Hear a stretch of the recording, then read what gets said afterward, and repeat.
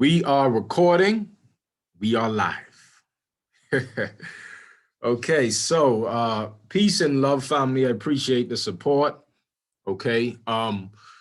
We really covering, and now don't get me wrong, these are things that you heard about, especially if you read, if you're a well reader into the esoteric knowledge, into spiritual knowledge. But the main thing is what this brings here is somewhat at least a foundational understanding to the application of immortality. Okay, now this is a talk that the elites have amongst themselves.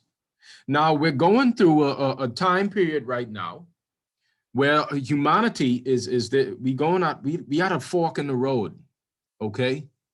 Because there are beings on this planet, all right, that they're working to merge machine and human together. As you know, transhumanism. Okay, they trying to inject us with nanotechnology, whether you want to believe it or not, it's okay. But there's another side, okay, because a lot of people may be biting into the technology, but what we're going to talk about is a sovereign integral process, okay, about sorry, one sec. I got people coming in still texting me. So what we're going to talk about is an automatic process or procedure that goes on within the human being.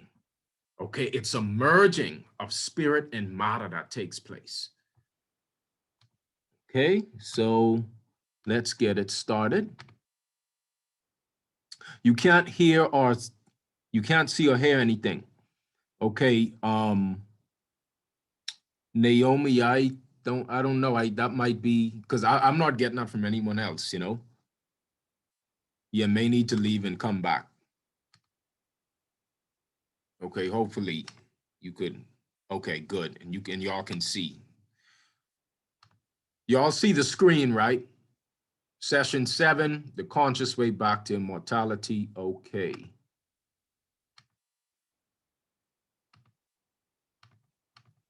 All right, let's do it. So, parasites of the human race. It has always been the producers versus the parasites. The military establishment or secret societies of the Jesuit order always want us to think that inventions and all great thinkers come from their institutions. To make us think, we must always rely on their science in view of the world. Science in view. What you will come to find is that inventions stem from everyday people of the working class, seeking to solve problems out of love for the community. Many of these mainstream inventors are just frontmen from an idea stolen and not given credit to the original inspirer of that thought or invention. For too long has this fake, soulless, uncreative, and envious group of parasites posed as our leaders, been hijacking the geniosity and innovation of the human soul. Whatever we create, they attempt to militarize it and weaponize against us, and then claim it as their own. The education of self is the greatest tool against them. Mind control. And this is what they did. This is the colonization of thought. Okay, that's what took place across the planet. And, for example, when you graduate from college or high school, when they put that square on top of your head, that's actually a cult mockery. Okay, because, Freemasonry, you have the compass, and notice the bottom is this tool that where you draw the square. Because understand, everything that's in nature is a spiraling energy. It's circular. When you look at the trunk of a tree, you look at your hands, it's a circle, it's a spiral, okay? Now, when it comes to man-made manipulation, that's when it's a square, a box. So by them putting that square on your head at the graduation, it's basically saying that they've colonized thought and they've squared your circle. Their functional implants have become your natural world. So the alien parasitic elite did not directly change the world. Understand, through the use of funding top-of-the-line social engineers, they have perverted and terraformed the perceptions of men and women. Then the masses believes these fake perceptions and acts on it, which results in changing the world. The system is nothing but a projection of an internal hacking of our consciousness. We are the original biological computers that projects and creates reality. So we must pay attention to what is being implanted in us. Our terraformed minds are the greatest weapons of the oppressors. Once we align our perceptions with natural law, the system is revealed as a figment of our own imagination, which became a haunting nightmare. Once again, the orchestrators of this system have implanted a concept so deep into our creative consciousness that we treat these false ideas as natural. Yet we cannot recall the origin of these perceived thoughts. The only thing that has ever manifested hell on earth is the miseducation of self and us functioning out of our true nature. Where is it?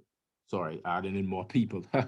Nothing kills us more than the misrepresentation of bodily processes, which is also a misrepresentation of spirituality. What you will come to learn in this class, that spirit and matter are always working to merge together as one through the human being.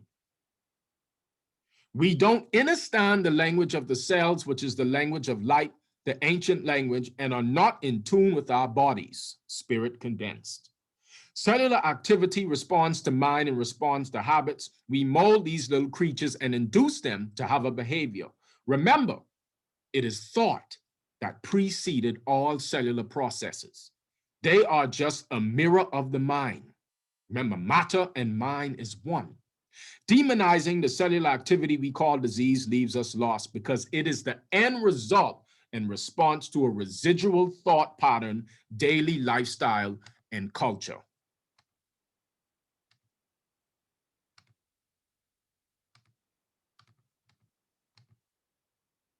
And I think you guys might have seen me post this. Now, there's a talk, about interdimensional beings, extraterrestrials that have manipulated human DNA for the purposes of being a slave. They even have it on Gaia.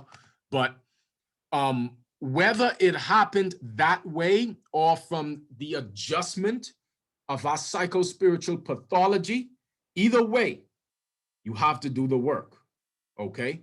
So the so-called extraterrestrials that manipulated and altered our DNA is not an eternal etch on our mind, body, and soul. You are the life essence animating the body in this entire world. As I say before, when you get into deep meditation and you feel that cosmic energy running through the channels, you realize that once again, that you did not come into the world came out of you.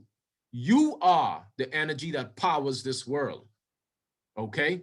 They can't entrap that for all eternity. If you try to trap this energy in a vessel, it would constantly try to expand and free itself. As you will see in this class, the parasitic entities of the fake cabal have to do way more than this to keep the life essence in light code lockdown. Divine intelligence is working to awaken DNA strands, dormant brain cells, create new neural pathways and energetic channels to alter the vessel to its liking. There is one side working to keep DNA imperfect and another side working to perfect your DNA. The royal families, the Vatican, the Incubella, Illuminati are the initial daywalkers to interdimensional parasitic second-order entities that did not originate from the first cause logos. They harness cosmic energy through us as vampires and live off the glandular secretions of human beings. The myth of vampires is that they cannot harness direct sunlight, but they can drink blood, which is secondary condensed light, liquid crystals. Yes, this is all you, and there is no scapegoats. This is not to put the blame on anyone and remove responsibility. However, we cannot deny the fact that there are institutions out there and secret societies that live and thrive off your ignorance. Ignorance, beloved, is a food source and sustains various life forms in the galaxy. Your ignorance is their light. Your ignorance, your ignorance of your true nature is their enlightenment and nourishment. We made their dreams come true. They made our nightmares become alive.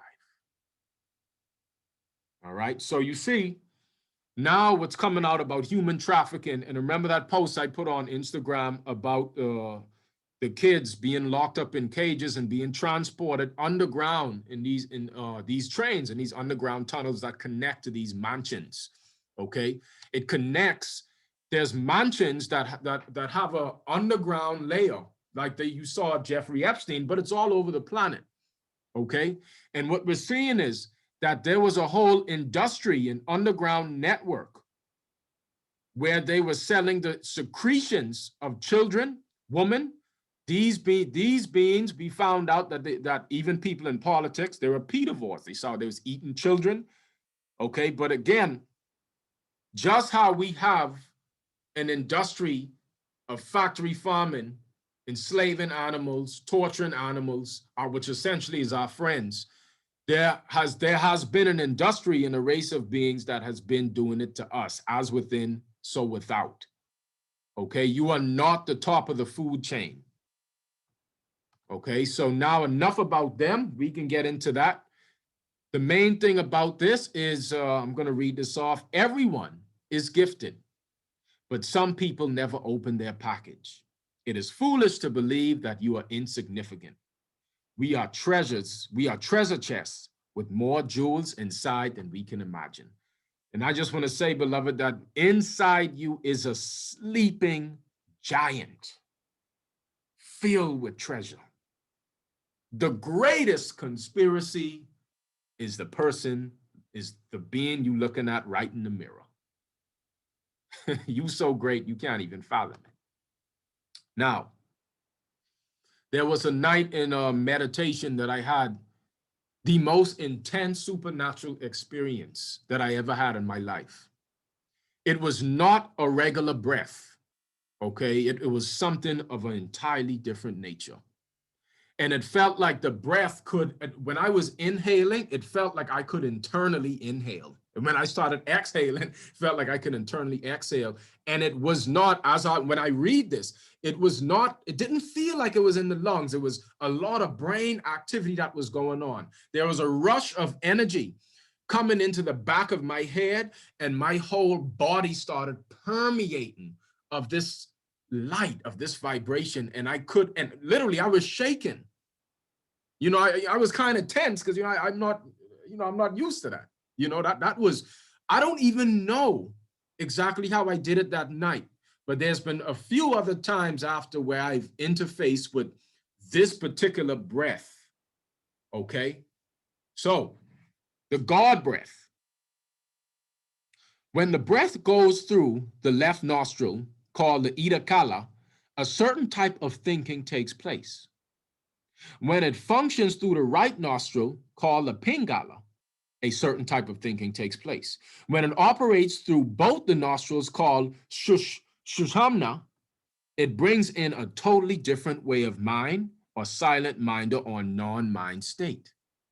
But all these three types of breathing belong to the realm of death. All the three are types of human level, called Saigam Kalai, breath of death. Kalai in Tamil means breath. It also means light. There is an absolutely different type of breathing, unlike human breathing. It is called undying breath by Saint Ramalinga. It does not make use of the ordinary known respiratory system like nostrils and lungs. It does not go downward to the lungs from the nostrils. It circulates inside the brain itself. It is not air. It is pure pranic energy, having the aspect of sky, light, and sound. And when I read this after the fact, when you experience it, it really hits you on another level. It made sense to me now how certain yogis were even able to do without the breath for quite some time. Now, Big problem on the planet. This is a huge problem. The lack of consciousness quotient on the earth. So, and again, this class is a conglomerate. It's an aggregate of different readings, different books, mixed with my words, but the way I put it together, you will see it's a synchronization that takes place. Okay? I'm an independent researcher. So, IQ, intelligence quotient, and EQ, emotional quotient, are only half measures. The real measure of a man or a people or a nation is the consciousness quotient. And for the sisters in here, man is both man and woman, okay? Mum alf nun, because a woman is a man with a womb. So the real measure of a man or a people or a nation is the consciousness quotient. Consciousness quotient is the numerical point or degree of awakening of a man or people. Scientists say that normal man uses only 3% of his brain, and a creative man may use 5%. What about the remaining 95% of the unused brain power? How to bring out this slumbering potential? No human potential movement has given the right answer so far. Before the answer must come, the right analysis. The right analysis is the right picture of consciousness. Now the soul is asleep in a normal condition of man. Only his body is in action. Only his thoughts or emotion is in action. Both thought and emotion are parts of mind, the lower material level of consciousness. Therefore, it is useless to talk about or learn only IQ and EQ. Awaking the sleeping soul, that is, the sleeping giant within. When he wakes up, unlimited power is unleashed. Man becomes a god in power just to reach the inner cave beyond mind, where this giant sleeps for ages, needs a lot of concentration and energy. A normal individual has no such energy or training. Or this is definitely what they left out in the education system. Continue. We haven't chat. A man with a low consciousness quotient naturally opts for physical labor. Okay? But by accident or by the company of a great man, she might want to break out of she shell and try to develop his consciousness quotient. This freedom must be given to him by the society. When this free atmosphere is not there, the system becomes a closed one. Kant, in his essay on What is Enlightenment, stresses only this point. By subjugating a man to physical labor for life, you deny him the opportunity to develop his CQ. He is doomed forever. Spirituality is only a dream and a fiction for him, not a real thing. How many millions of lives and their potentialities were lost in the name of tradition? All right, so remember, if any of you were in a meditation where I was teaching energy meditation, and I was telling you how in stillness, when you still the senses, you raise the magneticism of the soul. Okay, you raise the magneticism of your energy body, and you could will things to you. Okay, along with other protocols, when you raise your consciousness, you will not be as subjected to physical labor. The reason they left this out is because they only wanted us to know how to use the physical body, the body mind, to go work for their corporations. The key to our greatness as a species: only an inventor or a discoverer is a man in the true sense of the word. He, she alone is fully blossomed. Other people are only vegetating, mere consumers and parasites upon the tree of the world. One man invents television, millions enjoy its benefits. One man discovers a sea route to India and America, and millions enjoys its benefits. Billions of people have lived on this earth, but only a few thousand of such inventors and discoverers were the real contributors to man's culture and civilization. The trees have not borne fruits or flowers. So, Self-study is required before practice of yoga. Okay, this is for the people now. There's some people that they immediately they jump to, no, let's jump to the thoughtless existence, non-thinking. But you got to know how to think, though. Okay, now you got to know how to think. All right, let's get it now. All right, the thinking man is a stage in evolution. This stage has to be consciously transcended. This learning to think is essential before remaining thoughtless. Man must first learn to think through any subject and correctly. This habit is fully represented by a scientist and technologist. It must precede before learning yoga, the art of stopping thinking like an Indian. In this aspect, the Westerner is going on the right path, perhaps, and the Indian, by avoiding thinking totally, is mistaken. The root cause of all the miseries of the Indians is that they don't know how to think properly. This is unfortunately not taught in the schools or colleges.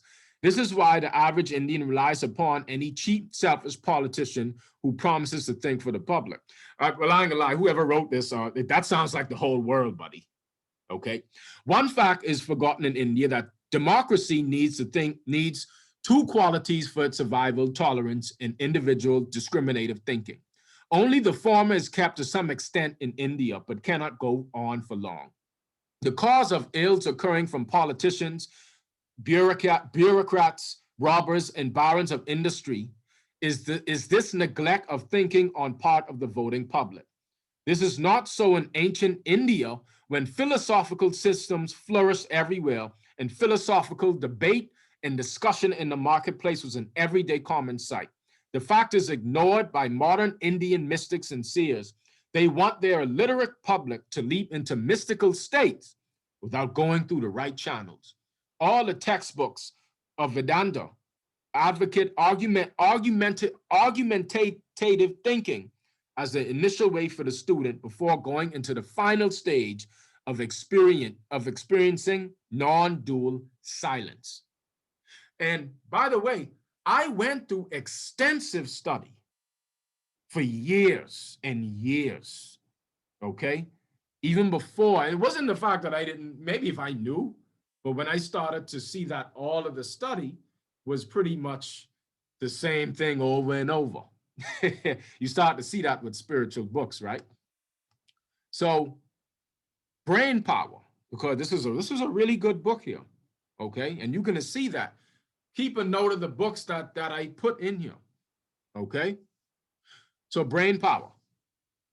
Everybody has got a brain, physically the equivalent of one inside the skull of an Einstein or Newton. The IQ theory is all nonsense that has not paid any dividends. If a common man uses 3% of his brain and Einstein uses only 2% more, to teach the common man how to use more of his brain is the job. And that's what this class is about. Okay? Accessing brain, a higher, more cognitive thinking, brain power. That is the science behind it. The public is not to blame. If an animal or bird can be taught to do complicated things in the circus, why not man be taught to think creatively? Any man or woman could be taught, except the born idiots, to be fair, to be really democratic, not only in theory, but also in reality. Everybody must be given a chance.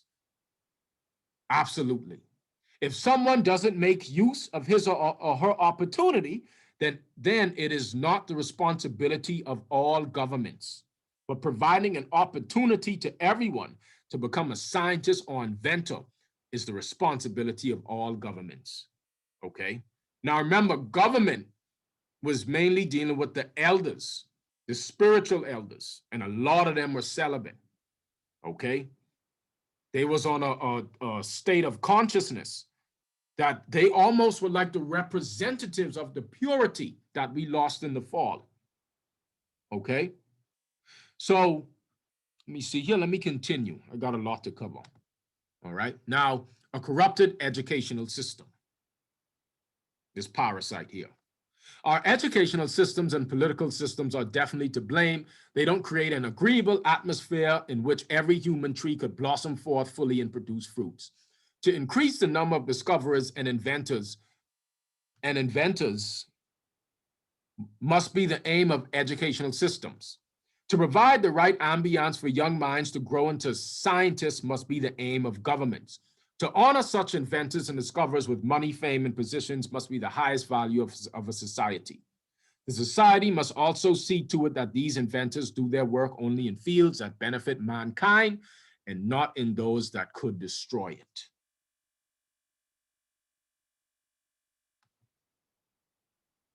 All right.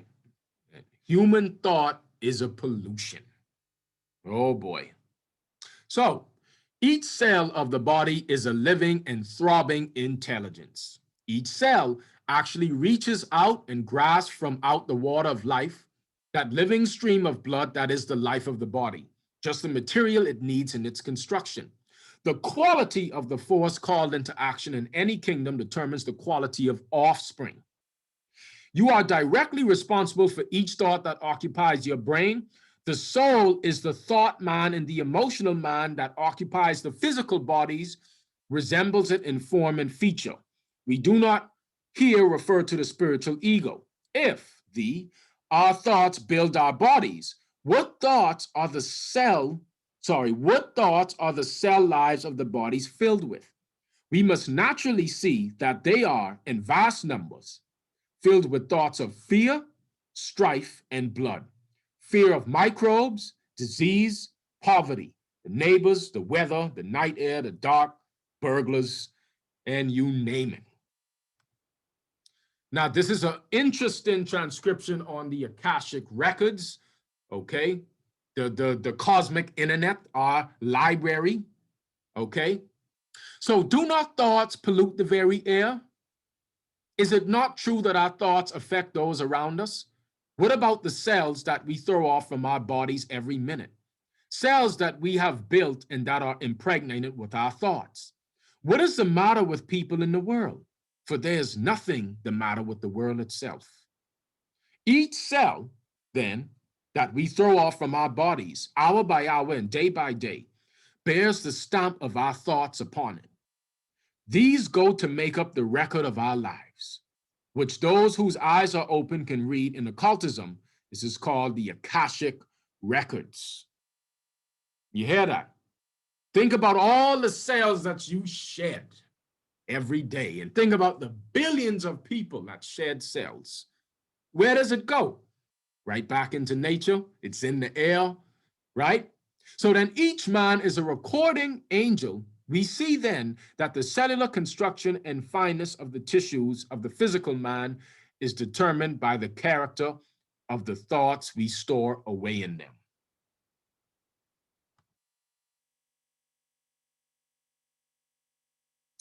Each slide title is a book, either my words or a book. Yep. Now, okay, the truth about the human condition. This class is an attempt to give the adept spiritualist a deeper understanding on the reason for the fall of consciousness. The adept must understand that the gradual depletion of the body's energy reserves have shut down spiritual centers of the body, caused DNA strands to become inactive, parts of the brains for higher cognitive thinking and transcribing of the stars went into a dormant state. This class will give you an understanding of why. Impure mind, impure body. Man, Mim Alf Nun, man, literally lived for thousands of years easily inside this temple we call the body. Death, reincarnation, and immortality becomes our reality based on habits that we have cultivated. When a want becomes a need, you actually change the mind of your cells and the way they function. And the cell can never be reprogrammed. They must die and be replaced with another cell that has a new conditioning. Originally, man was never a part of the animal kingdom. We are a degenerative expression of an originally highly spiritually advanced race. We have degenerated due to the somatic appetite robbing us of our vitality and perpetual cycle of youth. Residual thought forms and desires cultivated into a lifestyle that steal away light. which expels out elixirs and elements of the blood needed for spiritual development and self-mastery. And right here, I'm going to play a video with Elatom Elamine, breatharian. He pretty much is the most open one I see on Facebook at the moment, most consistent with his material. So right here, he's going to talk to you. He's also celibate and he does not eat. Now, I'm bringing up this video to prove a point for what this whole class is going to show you and what all of these different authors and my transcriptions have been saying, okay, and yogis. So I'm going to play it.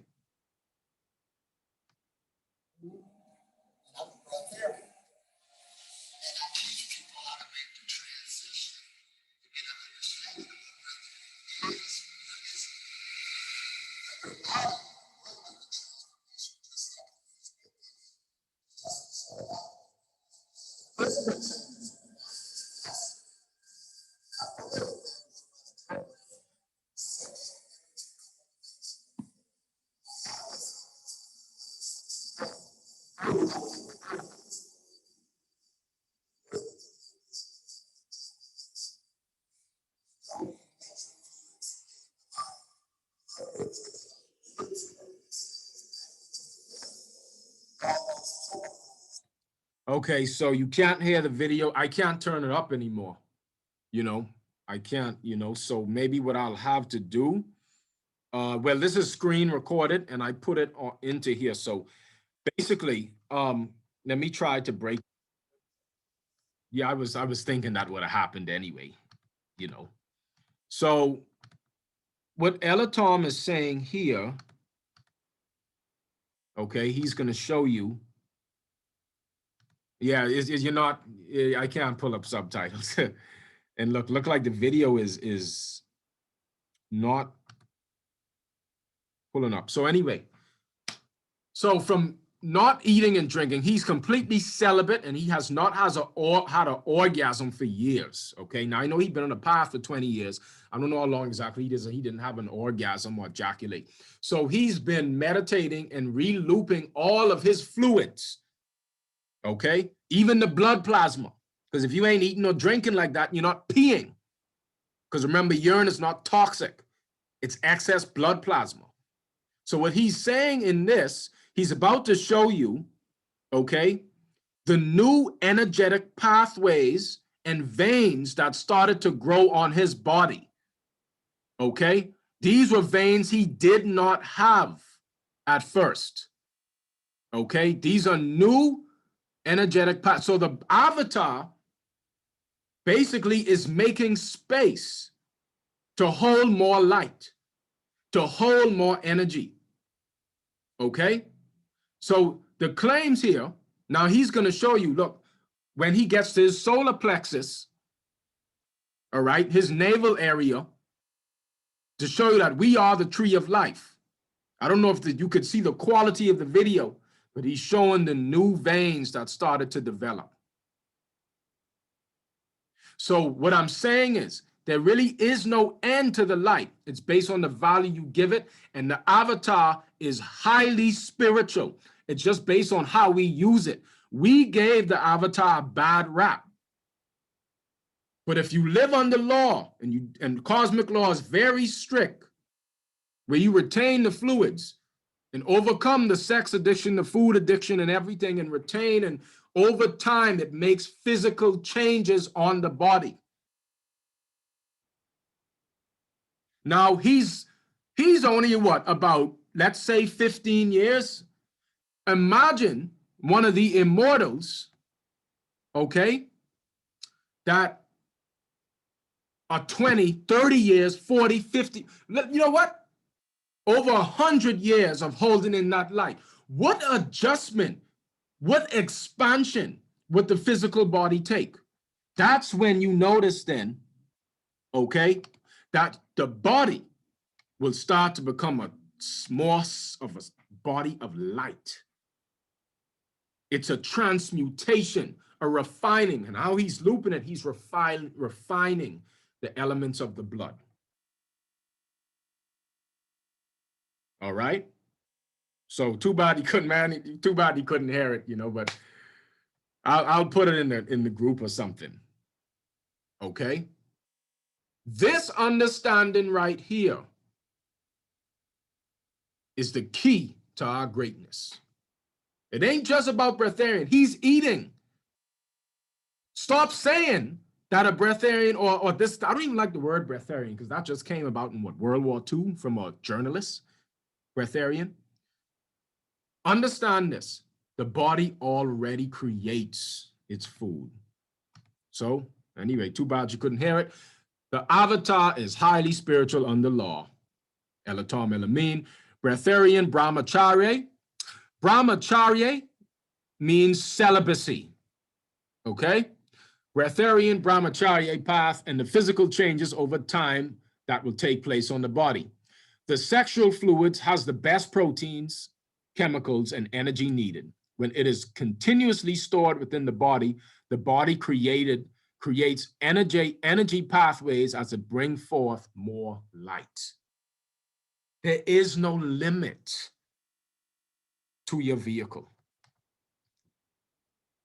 Just as the church, as the Bible says, old bottles cannot contain new wine.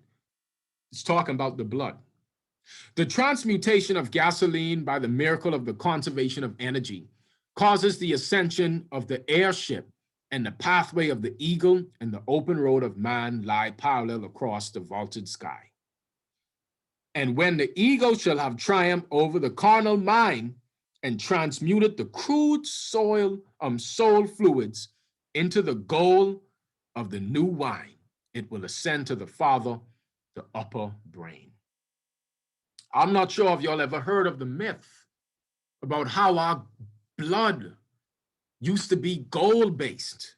It wasn't iron-based back in aeons in the day, right? Before the fall. Because gold doesn't rust, and it's a true conductor. But iron, when you mix iron with water, starts to rust. So when the alchemists were talking about turning base metals into gold, they were talking about a physiological, biochemical process of purity, of refining the base elements of the body.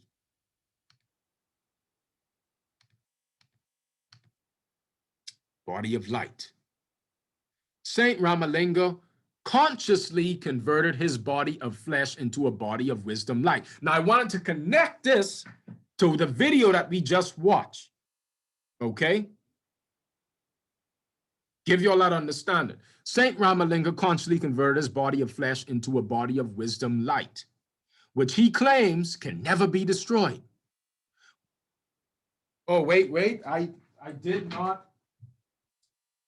I gotta plug in my thing here. I thought it was plugged in. Okay, I think we good now. With this body of spiritual light given to him by God, he could travel in an instant to all the galaxies. The Siddha becomes a complete astronaut capable of traveling in both physical and spiritual worlds like God. His spaceship is his own immortal, fully conscious spiritual body of light. The first man of light body was Saint Ramalinga of Tamil Nadu, the pioneer of the next phase in human evolution. We just connecting, we integrating it all, okay? To show you someone that actually doing it, and then what the ancients and what the yogis and all them were saying.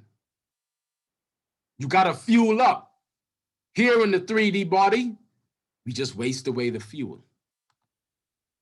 So understand this, family. Matter is pre-life. It's a seed. Like I said before in a previous class in session 5, because this is a course, okay? The caterpillar is the grounding soil for a higher body, the butterfly. When the caterpillar goes into a cocoon, that's its meditative state to allow the higher forces so it can transmutate. But it wasn't meant to stay in that body. Okay? So your human body is pre-life and a precursor. It's not the end. It's a beautiful thing to ground yourself. So matter is pre-life, a seed. Cosmogenesis must precede human genesis, tells Teilhard. The creation of matter is the background for the evolution of man. The purpose of matter is to give a push to life as well as a negative restriction. Life comes out of matter. That's why he called matter pre-life. Matter itself contains the seed or tendency towards life. That was why Sri Aurobindo declared, matter shall reveal the face of the spirit. And the mother said, salvation is physical. And these ideas of cosmogenesis and life properties of matter were well documented by Thalkapia and the siddhas of the Tamil land. Perhaps Sri Aurobindo and the mother were influenced by them or by Darwin and Henry Bergson's Matter and Memory. Now, what it says here, there's an ancient saying that I like, that God is the seed, man is the plant. We are the tree of life. We are plants, okay? But understand, it's the tree that reveals what's inside the seed. It is man that reveals what's inside God. What you're looking at is inherently invisible. You cannot see an atom, okay? The things that make up the things that make up what we think of as the physical world is invisible. So once again, it is God is the seed, man is the plant. The tree reveals what's inside the seed, and it is man that reveals what's inside God. Matter is a medium of spiritualization. In the first plane, matter, sacred matter, is conceived as the medium of spiritualization. Spirit is born in the heart of matter and as a function of matter. Teilhard's phenomenology is total. He sees man as a total comprising of nature, beings, and God. According to the siddhas, man is four in one: nature, life, spirit, and God. Their division of man is fourfold. 1, inner, spirit and God. 2, inner, outer, soul. 3, outer, mind. Outer, 5 senses and the world. The inseparable character of man with the world is emphasized by them.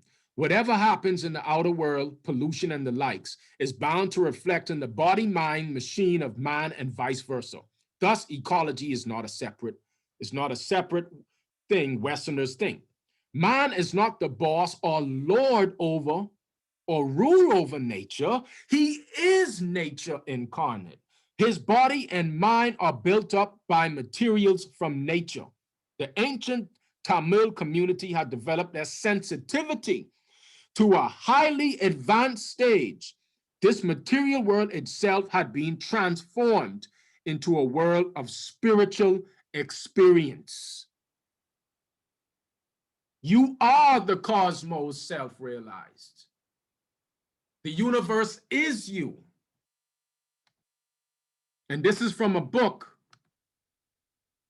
another book, Thinking and Destiny, 1,000 pages. Phil Valentine, we had to read it for his class. It was such a difficult read. Okay, but it's deep though. So, it is the breath of human beings that keeps the starlight active amongst the most distant stars. That breathes the sunlight through the sun, that drives the moonlight through the moon, and that causes the fourfold breath stream to flow into and out of the sun, the moon, and the earth. This fourfold stream circulates outside as the arterial and venous blood does inside the human body, and envelopes and penetrates all things on the earth crust. It leaves behind some units, those that are caught, and carries away others. Those that are no longer held, the units that are held so as to be the mass of a thing, that which is seen are coming and going. This mass appears to be permanent, but it is not. Check it now. The physical bodies of human beings are the centers around which all turns and through which all circulates. Without human physical bodies, what is known to human beings as nature would cease to act. There would be no phenomena, no colors, no sounds, no forces, no beings, no things, celestial or terrestrial. Physical matter would be at a standstill. The physical universe is an expression, projection, and extension of the human body. Whew.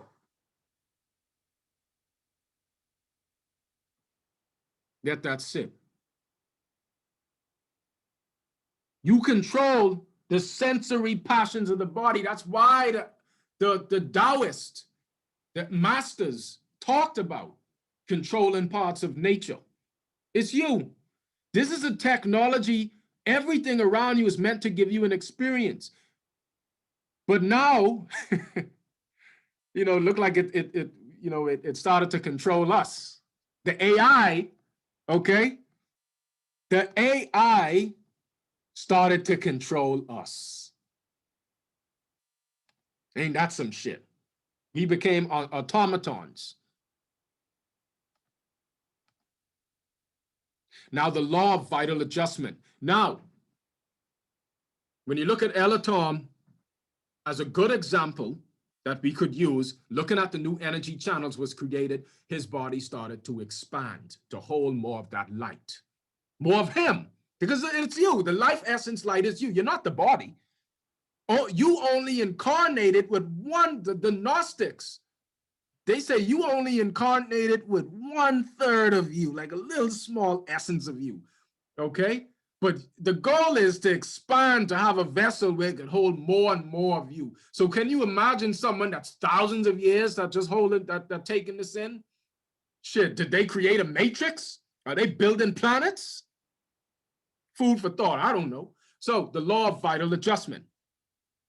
All medical theories, whether conventional or alternative, past or current, are based on the concept that diseases are malfunctions of the organism, which is not true. Diseases are thought to be caused by pathogenic microbes, malignant cancer cells, defective gene mutations, a weak immune system, environmental toxins, electromagnetic pollutants, geopathic radiation, carcinogens, smoking, a poor diet, obesity, nutritional deficiencies, imbalanced pH levels, hormones, root canals, stress, negative beliefs, and the list goes on. We have always had disease with us because disease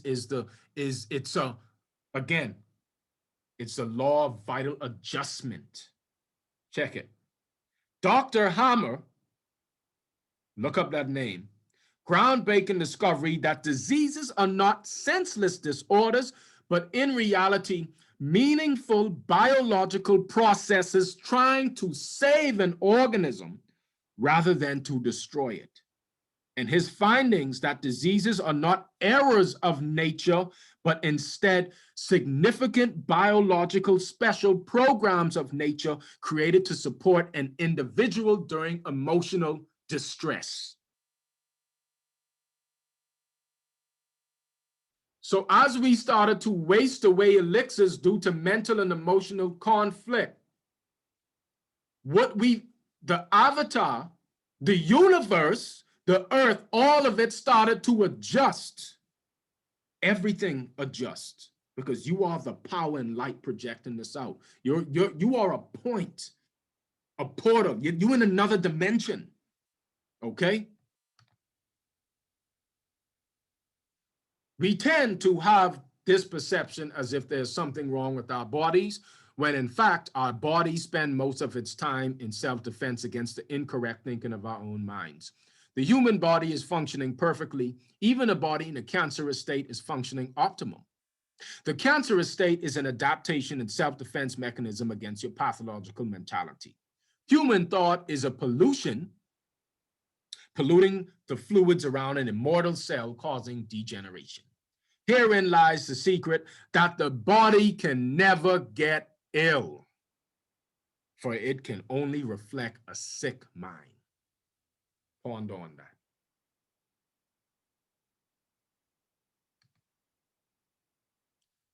Okay, this is me again. The two biggest hurdles to a spiritual life on earth. Sex and food addiction stops us from becoming self-sustained. It's because these are the two main addictions that cause us to leak energy out of our avatar, which is a cosmic energy generator and auto looping system. The avatar is an expansive universe. It constantly expands. The sorcerers of the parasitic elite sustain this spell by using advertisements, indoctrination camps, falsely labeled as schools, music, WAP, and TV to promote our energy depleting lifestyles so that we continue to cultivate slavery to appetites that they can use as leverage to control us and keep us in fear. Now is the time where we have to face the false implantations of self within and determine what and who we truly are. We must purge the false ideas of our true nature. You cultivating into a self-sufficient light being is an automatic process in nature. You hear that? Automatic process. There's a natural order that takes place. Once left unhindered, the universe has already given you the energy to transform.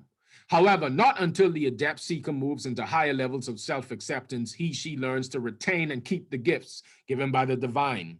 Don't waste, conserve, and cultivate. Meditation is just accepting an inevitable spiritual expansion. The fall of the mystery schools. All right, so remember, they didn't create Freemasonry, all these schools and stuff. Understand, these archons and these Jesuits that infiltrated the mystery schools. Freemasonry, there's a part of Masonry that is at war with the Vatican. The Freemasons of light. They ain't dark. You cannot give them credit for creating shit. Just like how they take hip hop. Hip hop was a beautiful thing, and it represented the elements of nature. You had to, and again, they had in the schools in America, they took music out. They intentionally took music out of the public schools so that the brothers and sisters would not be able to play instruments and interface with spirit. This is when that whole digital age came in. All right, you wasn't beating the drums and playing the saxophone and doing all that stuff. Because when the music is how you started to bring something higher, something not of this world. And music is how is a magic that brought us together. So they infiltrated that just like they infiltrated Freemasonry. This is the real Freemason class, okay? Because the mystery schools, they ain't even teaching this shit no more. The higher level Masons are the ones that's hiding it away. Most brothers and sisters you meet, they only make it to like the third level, Master Mason. They doing little little fundraisers for the community and stuff like that. They're making business connections, but they don't really know the true essence of what a Mason is. A Mason, all of us are Masons. We are builders of reality, builders of your body, the atomic intelligence. Generally, in the mysteries, sacrificing animals was a degenerate representation of a disciple sacrificing his or her own passions, which is the bull or goat symbolized. Human sacrifices were a degenerate misrepresentation of the giving up of one's human sexual life for a regenerate life. Let me say that again. Human sacrifices were a degenerate misrepresentation of the giving up of one's human sexual life for a regenerate life. Most mystery schools lead the neophyte to the worshiping of a deity instead of guidance upon the great way, which is the conscious way to immortality. The truth about Scripture. The scriptures, writings, are records of men and women and places, geographical and historical. These wonderful statements are fables, parables, allegories dealing with the chemical, physiological, anatomical, and astrological operations of the human body, fearfully and wonderfully made. Okay. Fearfully and wonderfully made. Hundreds, if not thousands, of manuscripts, tablets, and carvings indubitably prove that all races of all people that have ever inhabited the earth have striven as best as they could to leave records of the chemistry and physiology of their own bodies. Science, ancient Kemet, Indo-Iranian, Chinese, Japanese, Persian, Sanskrit, all forever strove to solve the riddle of the human body.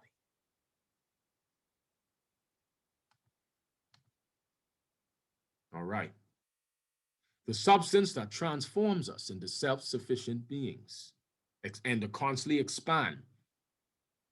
All right. So on the other side of the thalamus in the head is a gland known in physiology as the pineal on the posterior and the pituitary on the anterior side of the thalamus.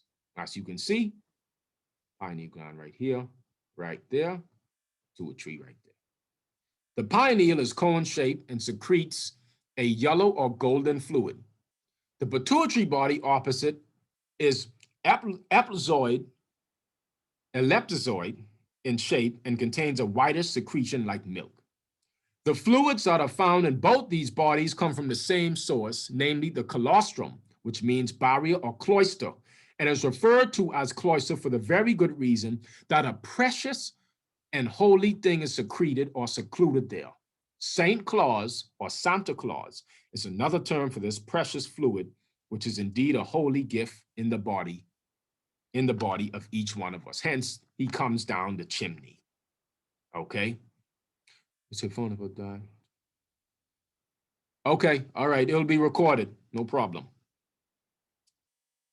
Each one of us, okay?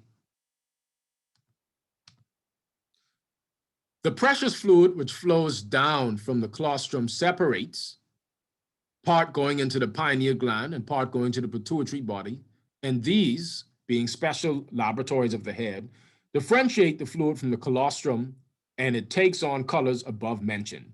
The pineal gland becomes yellow and has electric properties. The pituitary body, having the milk-like fluid, has magnetic properties. All right, masculine, feminine. As a matter of fact, where they get the whole feminine woman being in the house, that's because the pituitary gland deals with, the pineal gland deals with the invisible realms. It's activated in darkness, okay? It's your nightlight. The pituitary gland deals with in-house, inside the body, in the temple, the feminine.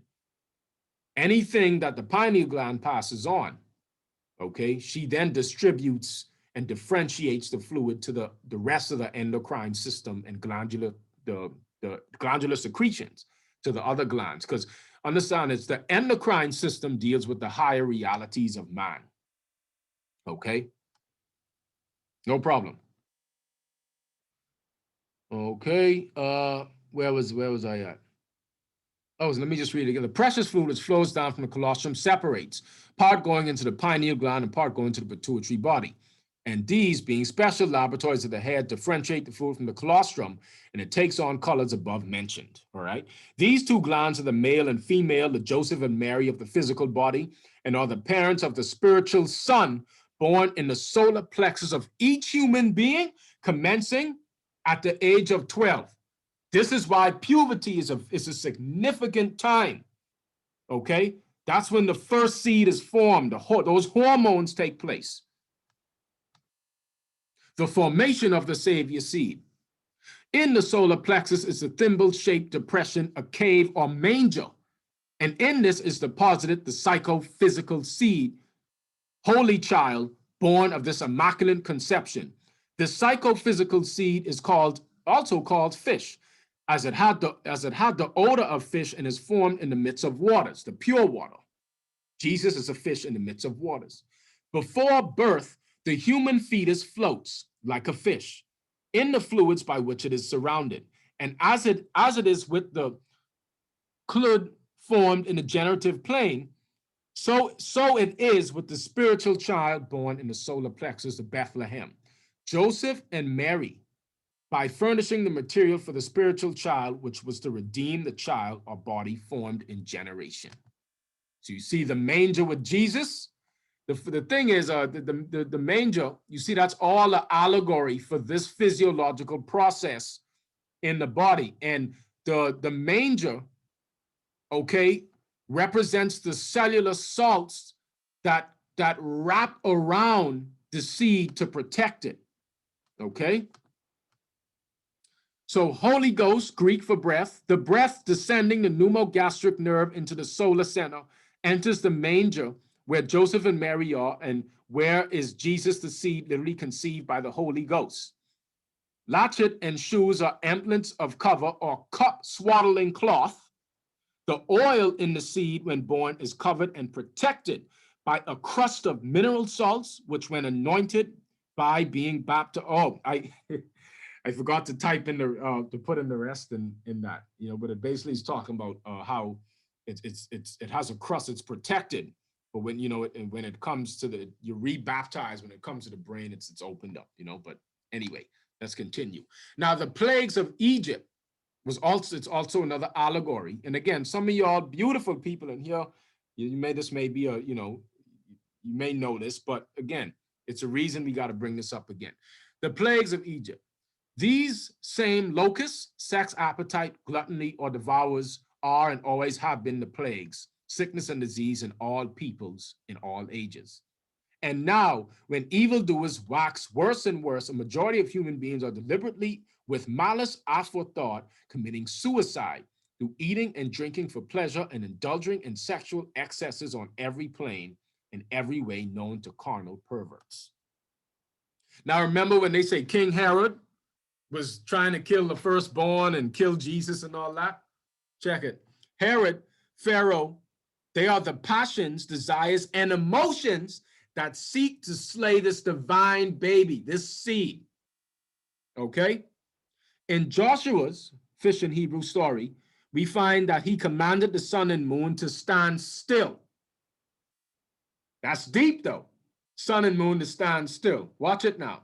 While he slew his enemies, the semi-lunar ganglion, which is attached to the solar plexus, is identical with the moon. Nerves from this plexus extend to the lower parts of the body and, in fact, connect with the organs of generation. No wonder Joshua commanded these forces to be still so that the seed could pass into the Jordan in safety. For we find that just below this passageway into the spinal cord is another called the fish gate, which leads directly to the genitals. If the lower desires are not stilled, this seed or fish will be swallowed, killed by the generative fish. So you see, when he says, commanded the sun and moon to stand still, it's the same as you, when you in meditation and you have this, just you're stilling the senses, so the senses don't slay the seed, the sensory passions. When these lower forces are controlled, the high priest of the body, the higher forces are in command, and the seed is taken into the Jordan River. Alcohol. Oh, boy, is it any coincidence that alcohol is a worldwide industry, eh? When Jesus was born, they put him in a swaddling clothes. Now the psychic germ is composed of concentrated essence of life and is covered by a gossamer capsule for protection. If the swaddling cloth is broken, the precious ointment is lost, it disintegrates and corrupts the blood. Envy, hatred, ambition, covetousness, lust will destroy the capsule that contains the seed and thus corrupt the blood as surely as sexual contact. Alcohol and all its deceptive means known to the enemy of man to destroy it. It's the enemy. You know, drunken shall inherit the kingdom of heaven, because alcohol destroys the redeeming substance that enables man to understand and think in his heart the thoughts of the spirit. Alcohol cuts the capsule that holds the essence born every month in Bethlehem. Alcohol eats the fruit of the tree of life. And we're going to get into a seed. There's a seed that develops every month, okay, in the solar plexus. Gluttony is another enemy to the regeneration. All excess of food, all that is burnt up in the furnace, the stomach and intestinal tract, all that is not properly digested ferments and produces acid, which develops alcohol. So even if you don't drink, you know, yeah, you still you ferment and produce alcohol. The furnace, stomach, and digestive tract becomes a distillery when the surplus food ferments, thus becomes Babylon, the home of unclean birds and beasts which pander the carnal mind. And that's how you see Babylon is a mental disease. It's not a physical place. So as you can see, the difference between sin and virtue. Virtue, chastity, purity, temperaments, charity, diligence, forgiveness, kindness, humility. This is a part of energy cultivation, energy conservation, for you becoming a genius, perfecting your universe, your human body, the earth, the cosmos. It's all one. It's an interconnected technology that you connect because you are the life essence that connects it all. And you have sin, lust, gluttony, greed, sloth, wrath, envy, pride. These inhibit your ability to do spiritual magic in this plane. And these, one side makes you a slave to nature, the other side, nature, you become the master. So it's much deeper than being a good person. Boy. Yup, yeah, William, you're right. Yeah, exactly. Now, brahmacharya, celibacy, the break of the first law, the root of all addictions that entrap us in somatic cells. And once again, family, I'm not telling you to run and be a monk, just don't overdo it. But as you become an elder, you start to see that you got to let certain things go if you're serious about your transformation. Now, oh boy, people don't want to hear this one. Desmond, you're the one that sent me this book. Thank you, brother, the months ago. And, I had to add it in. So sex has been cultivated into a human need. All right. Not to negate, I know there's a course about cosmic sexuality where you could, you don't thrust, you don't have sex like an animal. And, yes, I'm not, okay. But this class deals with the highest path of spirituality on earth. Okay? That's all we're talking about. Sex is a force of nature, but it is not a human need. God has authority over all forces of nature. Thus, the yogi and yogis, those uniting with God through devotion and stillness, likewise attain authority over forces of nature. Most need for sex is a cultivated addiction.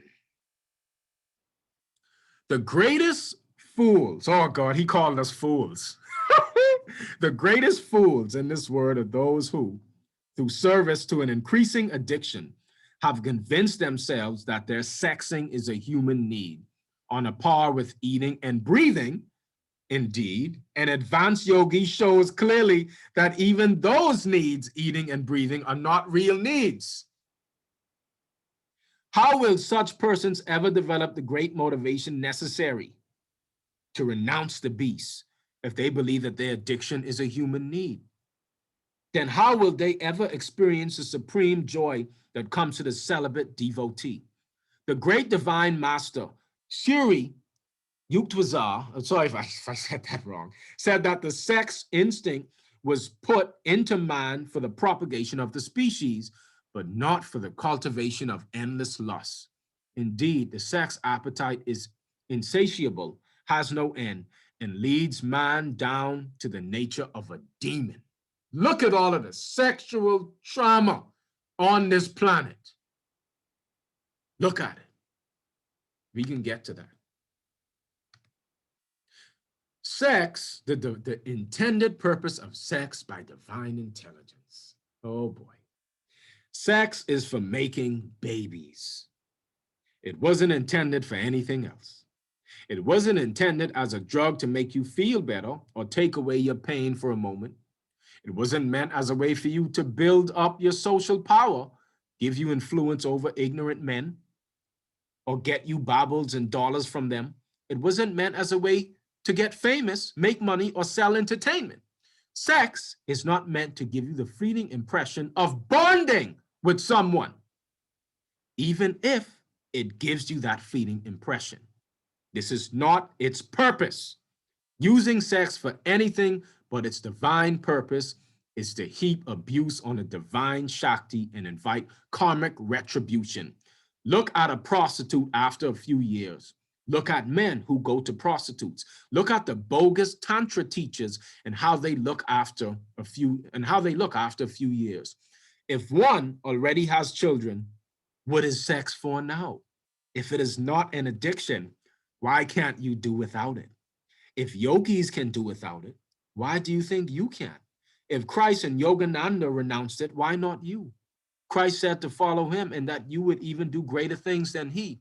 The celibate Yogananda invited us to become established in samadhi like him. If an advanced yogi can even do without food, breath, and heartbeat, how can you think you really need something as low as sex? Now that's harsh, ain't it? That's harsh. Yeah, thanks, bro. But let's continue. In fact, you need to stop the loss that sex gives you. You don't have a human need to bleed a pint of blood. Now, by the way, family, in my session 4, because women probably thinking, well, you talking about man, but they did studies. There's a book called The Physiological Enigma of the Woman that was written. I think this book was written but it had to have been the 1800s. I don't even remember. Might have been early 1900s. But it was talking about how they did studies with women that were prostitutes and had a lot of sex with men and ate flesh and ate, cooked food they bled for over 2 weeks. The more sex they had, the more they hemorrhaged.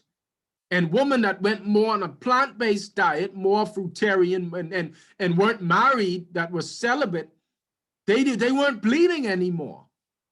And some women, even though they were plant-based, when they got married and started having sex, they started to bleed a bit. They started to still bleed. So you still hemorrhage from sex. Now men hemorrhage more, but you still do as well. You lose it in menstruation. Because there have been woman yogis, woman masters that have done away with menstruation in spiritual practices and retained all their blood. In fact, okay, did I read this? Yeah,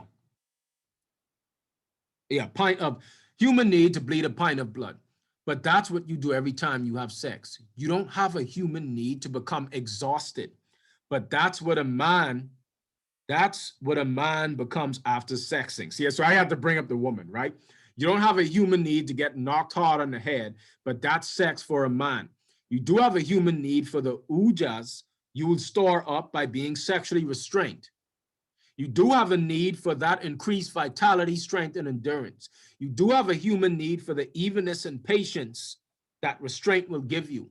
You do have a human need for knowledge, which builds up like compound interest in the celibate. You have a human need for meditation, which is stabilized by celibacy.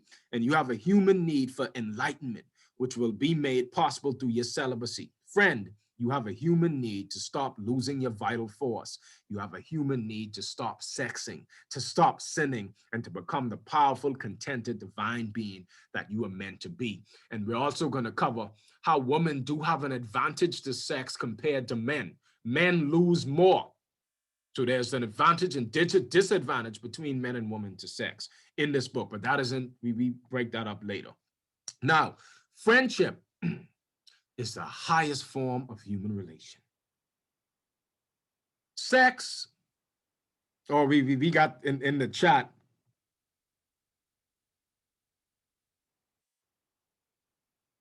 Okay, see, so all right.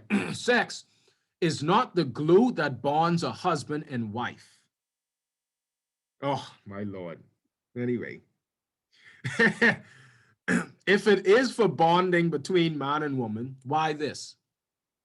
The more that married couples sex each other, the higher the rate of divorce in the nation. There is no shortage of sexing going on in America today among both the married and unwed. But where is the bonding? There is no higher bonding brought by sexing. It is simply using each other as a drug. Verily, the more men and women sex each other, the more they violate their own sacredness, cheapen their relationship, and lose respect for one another. The more men and women sex each other, the more they become concentrated in lower chakras. And the more addicted to sex they become, the more men and women sex with each other, the more beast-like and ugly they become, and the darker becomes their outer world. Higher bonding comes from respect for each other's good character and divine friendship. Friendship is the highest form of all human relation, higher than husband and wife.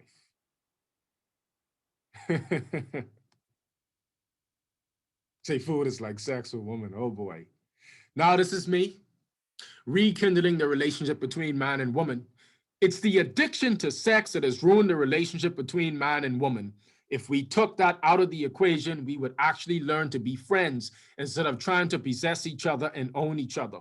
Then maybe, just maybe, we could focus on the real shit. Oh, you notice me. I had to put shit in there, right? I thought I took that out. I wanted this to be for, you could watch it. Your child could watch it, whatever. Then maybe, just maybe, we could focus on the real shit that matters in the community. Learning the art of communal living starts with managing these animal passions and desires within, slaying them with higher modes of thinking. We gotta first at least respect each other and trust each other. Awesome, awesome, sister. Junior husband doing. Rekindling the relationship between man and woman. Just think about all the friendships we still would have had with all the opposites, with the opposite sex if we kept it platonic and understood the bigger picture. You are not supposed to jump and fuck every attractive or interesting person you meet. Think about those alliances you could have built in long-term friendships. The addiction to sex and lack of self-control has destroyed the relationship between men and women. I'm not saying we should all be celibate, even though we should in law, but I am saying there has to be more than meets the eye with soul attractions. Look at the state of the world and our people. Are we really thinking clearly or just acting out in emotions, lust, and cravings? Look at how much children are raised without love in a family unit. Can we talk about this instead, my brother and sister? This kills us more than police brutality. This brings more children raising children. We breed hell because we need to establish personal boundaries to our lust, at least to some extent. We need core principles and values to truly live by to build the community properly, not just live how you please and then repent. Think of the future. Think of others. At the end of it all, we are free to choose. But we are not free from the consequence of our daily choices. Sexual purity is the foundation to all that is good on earth. The misuse, abuse, and addiction to sex has caused so much sexual trauma that we failed to realize the monsters are in our own families and communities. We are quick to talk about Hollywood, but fail to address the elephant in the room. Every sister I meet and talk to has some level of sexual trauma in her life, and I hate it. As men, we have to see the responsibility in our sexual nature. Yes, we are held more accountable with sex than women because we lose so much more of our spiritual nature and energetic potential to be true energy cultivators and lead this world. All these unplanned pregnancies need to stop. I'm just being real. Grow your wisdom before you spread your seed, beloved brother. Grow your virtue before you become a parent. A wise man knows that he is not really the parent to the child. Natural law is the true parent that guides the soul you help to incarnate here. You, as a man, have to be a representative of the law to your sons and daughters. By law, the sexual energy is used to connect to nature. to self. Check. All right. Be done with this shit. I tired of hearing all this shit on this sexual trauma that's going on in our families. We got to talk about it.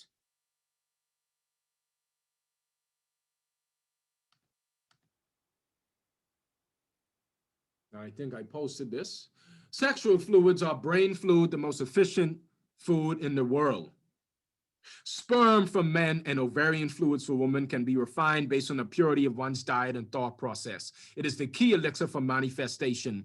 As a couple, take a break from sex and do sexual cultivation as best friends, especially if you're working to manifest goals together. Hold hands and breathe together. Gaze into each other's eyes like you are sun gazing. Love each other as highly evolved souls. Test it out. The challenge is beautiful and brings friction to heighten your frequency. No tantra. I shouldn't say no tantra because this is true tantra. I'm meaning the tantra that's put out about the multi-orgasmic man by Mantak Chi. That's the biggest misinformation. It can be a therapy to some extent, but brother, if you still mentally lust and constantly fantasize about the female form all day, tantra will give you prostate problems and it will fuck you up. Because it's mainly dealing with the mind, the mental space. So then you could have tantra. Then you could have sex. Then it wouldn't be as detrimental because you're not addicted to it. And what the key thing in addiction is meditation. That's how I gave it up. I said, never again. Never again did I do it. Would do it again. And I did not start off perfect. Even when I was meditating, I would watch porn an hour after. I being real from where I came from, and eventually I had that experience. And then I did a 9-hour meditation and everything in my life completely changed. I saw where I was the cause of human trafficking. It was not the deep state. I'm the cause of human trafficking because I indulged in that thought. And just the fact to watch porn, you don't know where they get these girls from. All of that shit with going on is an extension of us and how much we fell from our own purity. Having sex in season makes it worthwhile and fun. Both of you raise your magnetism and you literally see another side of beauty in your spouse. Elevate and help your spouse to embrace their own love. Without retaining and sexual cultivation, they will never reach another level. It is what it is. Do not suppress the sexual desire. Experiment with different meditations and practices to transmute.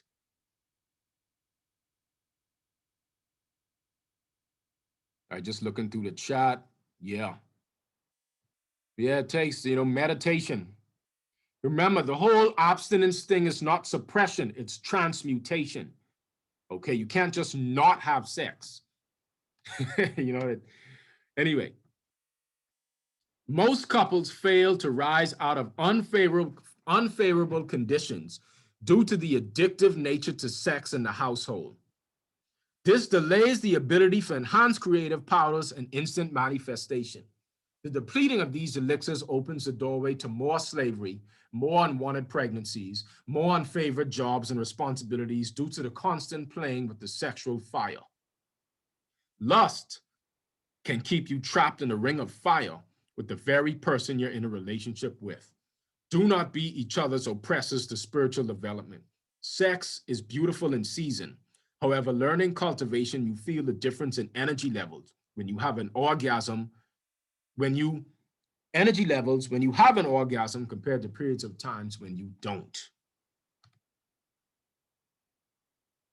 Okay, so you see, family, you got to really look at the day-to-day life.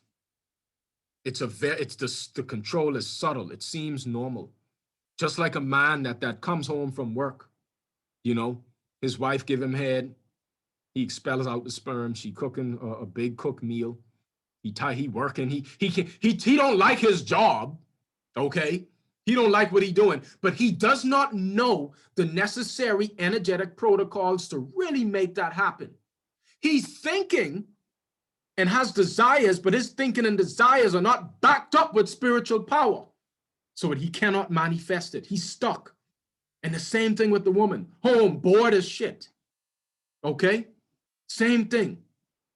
Eating a certain way, sex in a certain way. And both of them feel trapped. When they don't, if you only knew the sleeping giant inside both of you.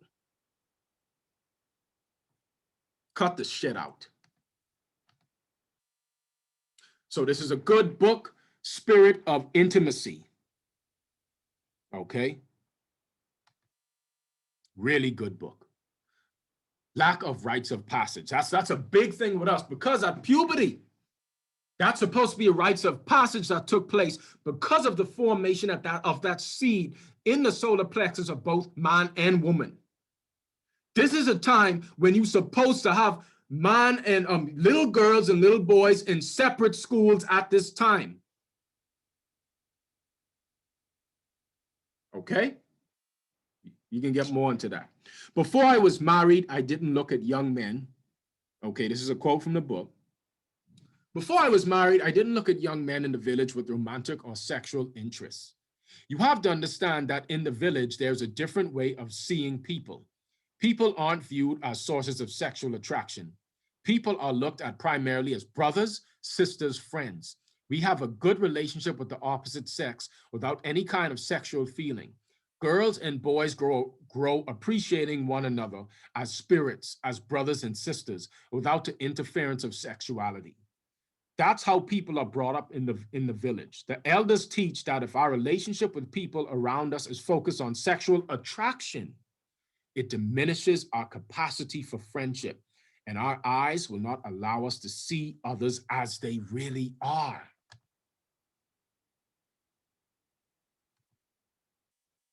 You see that? This is why Disney is so demonic. Disney is demonic because when you watch those shows like iCarly and all them, they instigate the little girl to just look at boys. Oh, he's just, will you be my boyfriend? Will you be? And then, oh, he's just my girlfriend. Now they're introducing the gay stuff into there, you know. Will you be my boyfriend and stuff like that? So they're implanting that sexual attraction into their minds. That already is the downfall. Because now she's 13 years old and she thinking that this 14-year-old boy could be a husband to her. So now she end up getting in a serious relationship and they having sex and they don't even prepare for that fire. She becomes obsessed with him. And then she jumps from boy to boy to boy, searching for what? Searching for what? And then she labels it as an experience. Oh, man, men ain't shit. Man, no, beloved, that was not, you didn't have the wisdom. If you knew, there would be no need for that experience. You cannot judge boys, just like boys cannot judge girls. We did not have the principalities put into us. That's why principle, in the root word for Greek, principle means first and foremost. These are the things that you must learn first. Okay? You must know these things first. Why we don't know this? Because our curriculum and our education system came directly from the Vatican. They have all this knowledge underground in the vault. Now, the iboga plant was used for teens, you know, for a lot of different things, for healing, you know, and spiritual ceremonies, but they use it as a way, introduction into adulthood. Okay, so I'm just going to read it off. This from an article. I forgot to put the source down there. I'm so sorry. I'll have to find it later. Okay, so the bogna, okay, the roots, prepared as a narcotic of social importance, especially in Gabon and the Congo, where it is used as a powerful stimulant and aphrodisiac, as well as employed ritualistically in hallucinogenic doses. All right? The ibogaine is an alkaloid extracted from the iboga plant, basically. And it has anti-addictive properties. So this plant is great for addiction. I would not be surprised if our ancestors and the great alchemists have implanted certain trees in the plant kingdom to help us and assist us out of this light code lockdown. Ibogaine is an isolated active alkaloid from the root bark of the central West African shrub, Ibogna. It has been used for thousands of years for spiritual development and as a rites of passage into adulthood. Its properties as a treatment to stop opiate withdrawal were unknown until the late 1960s. Since that time, studies undertaken by leading research and academic facilities have shown that ibogaine is an effective addiction interrupter for most substances, including heroin, methadone, methamphetamine, cocaine, alcohol, and nicotine. Ibogaine can provide individuals with critical insight into the origins of their addiction process and other unhealthy behavior patterns. This is experienced acutely during the first hours after administration, when the conscious and unconscious aspects of the mind emerge. During this awakened dream state, past events, even those which the individual is not conscious of, may come to the surface of your thoughts. Many individuals have suddenly understood and clarified past traumatic events or situations that, in part, have led to their present life condition. In effect, years of therapy can be replicated in a matter of hours. You see it, years of therapy can be replicated in a matter of hours. This is some powerful stuff. The alchemists, the ones that created this plant, okay, the engineers, I know it. Okay, these sacred plant medicines were protected, okay, because our DNA, and because it came into a dormant state, they know how our DNA functions, and these are DNA triggers. What could take hundreds, if not thousands of years for the natural process of healing, these psychedelic medicines and certain protocols could accelerate the healing. So in effect, years of therapy can be replicated in a matter of hours, okay? And it varies depending on what you are using and current health conditions. This can be a very beneficial experience, but even if there are no dreams or even clear messages, the ibogaine still does a job of resettling and rebalancing the body and mind. The Iboga plant, rites of passage. This initial phase is followed by a period of introspection during which the information that was revealed during the journey is processed. The full range of emotions may be experienced during these first 24 to 36 hours, and most people require some downtime to recuperate physically. This medicine can be very hard on the body. Some people feel so depleted that they are unable to leave their bed.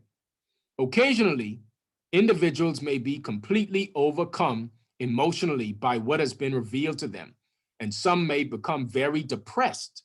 Ibogaine moves energy in the body around, so many things may need your attention emotionally.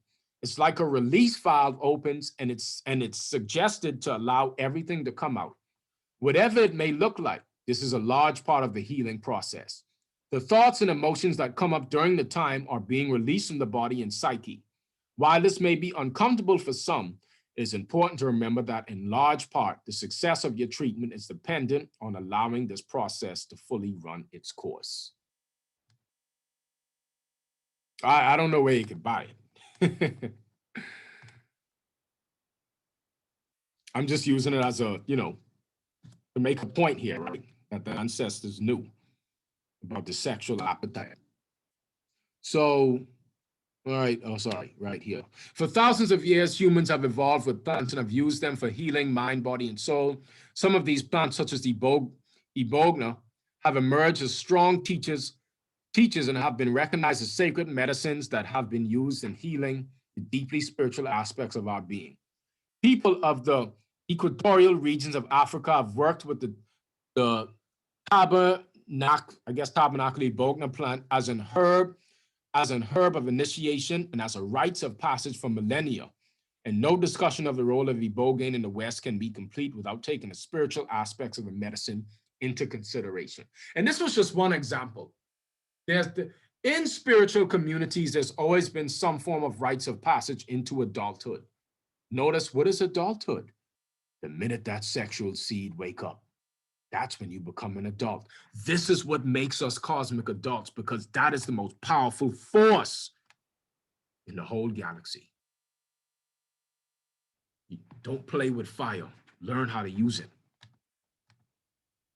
Basic 101.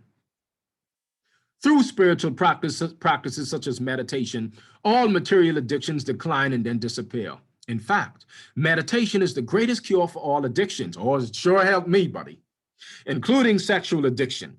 One of the reasons it works is simply that meditation and intense prayer bring a superior pleasure. There's no comparison between the pleasure of meditation and the sense pleasures of the body. These actually begin to feel distasteful and even appalling to the devoted yogi and yogis. When you experience the bliss of nearness to God, which meditation brings, renunciation becomes easy, not forced. Becoming enlightened is one thing. This text shows that celibacy is a basic 101 level requirement of the enlightened path. Now, hey, don't that humble us all? Shouldn't we all humble? We can't judge nobody. We all need to humble ourselves. We ain't even cultivated the basic 101 level. Okay? So no judgment. And that, I have to say this because the New Age movement is cultivating this elitist mindset, because these fools believe because they read a few esoteric books and I got the secrets of the masters, because they have it in mental comprehension and thought, they then start to think that they have something that no one else has, but you still vibrating at that specific frequency. Okay? So don't clothe yourselves with thoughts in this is not about being an elitist. You have to have compassion for this planet, for everyone around you. Stay humble. Wish I could play some Kendrick Lamar, but my speakers don't freaking work. Anyway. So basic 101 level requirement of the enlightenment path, and has always been viewed that way by the masters of the past. But these sutra points out that even in ordinary human culture, no social order or progress can occur if a celibacy ethic does not exist in a modified form. Look here in the Bahamas, anywhere in America. Is there any celibates out there really on it? And look at the sexual trauma. Look, these celibate masters, immortals, they cultivate their body so that the light, the electromagnetic field, so powerful to where it can extend to over 200, 300 miles. Just the embodiment of their presence brings order to the planet. I want you to think about that. So they do become the representatives of our true nature.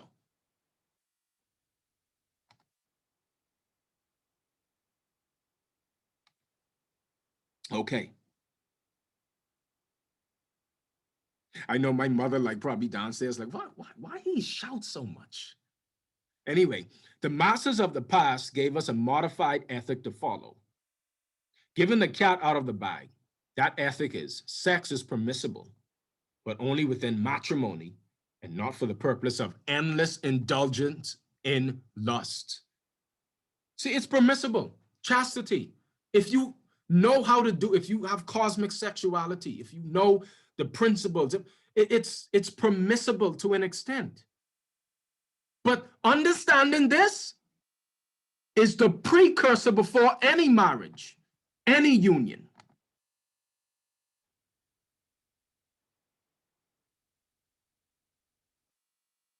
I have seen a being that looked like that light being one ran. Ah, interesting. So, the West is now in rapid decline. Now yoga. So you see, people think, Yoga, this is what yoga is about, purity. So anyone that talk about a Christian that say, oh, yoga and, you could get that's demonic, that they don't understand. They fragmenting it, okay? Yoga has been infiltrated, okay? Just like they infiltrated everything else, all right? Yoga actually means union with the divine, and Tantra, by the way, mainly deals with the connection to the divine, using the sexual energy to transform. That's what Tantra was about. In our culture, we are taught to view sex in terms of pleasure and reproduction. We are not educated in the need for moderation in sex in order to maintain our health and nerve balance. Sexual experience in the correct consciousness can give you the experience of God and bliss. But before that can ever occur, you must charge your sexual batteries and possess a real potency. The seminal fluids produced in the male and female contain high concentrations of minerals and elements that are critical to proper nerve balance and brain functioning. The sexual fluid is reabsorbed by the body if it is allowed to mature. Its essence, or ujas, is transported into the spinal fluid. Running your mind without the ujas is like running a car without oil. You wear out quickly. About 90% of your sexual energy is used to, 90% of your sexual energy is used to repair and rejuvenate the organs of the body. The normal span of potency for a yogi is equal to the length of his life. In the United States, potency wanes even in the early 40s. And I think he's talking about this kriya will generate sexual energy and transmute it into ujas. Now, ujas, remember, this is why when you meditate and you allow for this unconditional love and light energy to circulate your chi channel, it's so easy to have more of a pure mind. Understand, family, the beast in you does not desire this knowledge. It does not desire to evolve, okay? It doesn't. The light desires this. It is the light that wants to expand in you, the true you. So ujas is the subtle essence of the sexual energy. And if you constantly lust and masturbate, you are depleting the subtle astral part of the sexual fluids, which is the most important.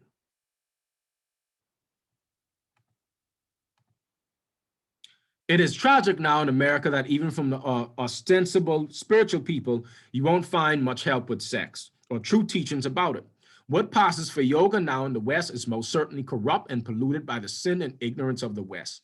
Sex certainly won't lead you to become established in samadhi, improve your meditation, or give you enlightenment. In fact, sexing has the most harmful effects of all on meditation. Once you are meditating a lot and making advances, you will easily perceive this by instinct. It destabilizes the prana and robs you of the light force that needs to send up the spine in advanced meditation. Ain't that the damn truth? And I'm speaking from experience, okay?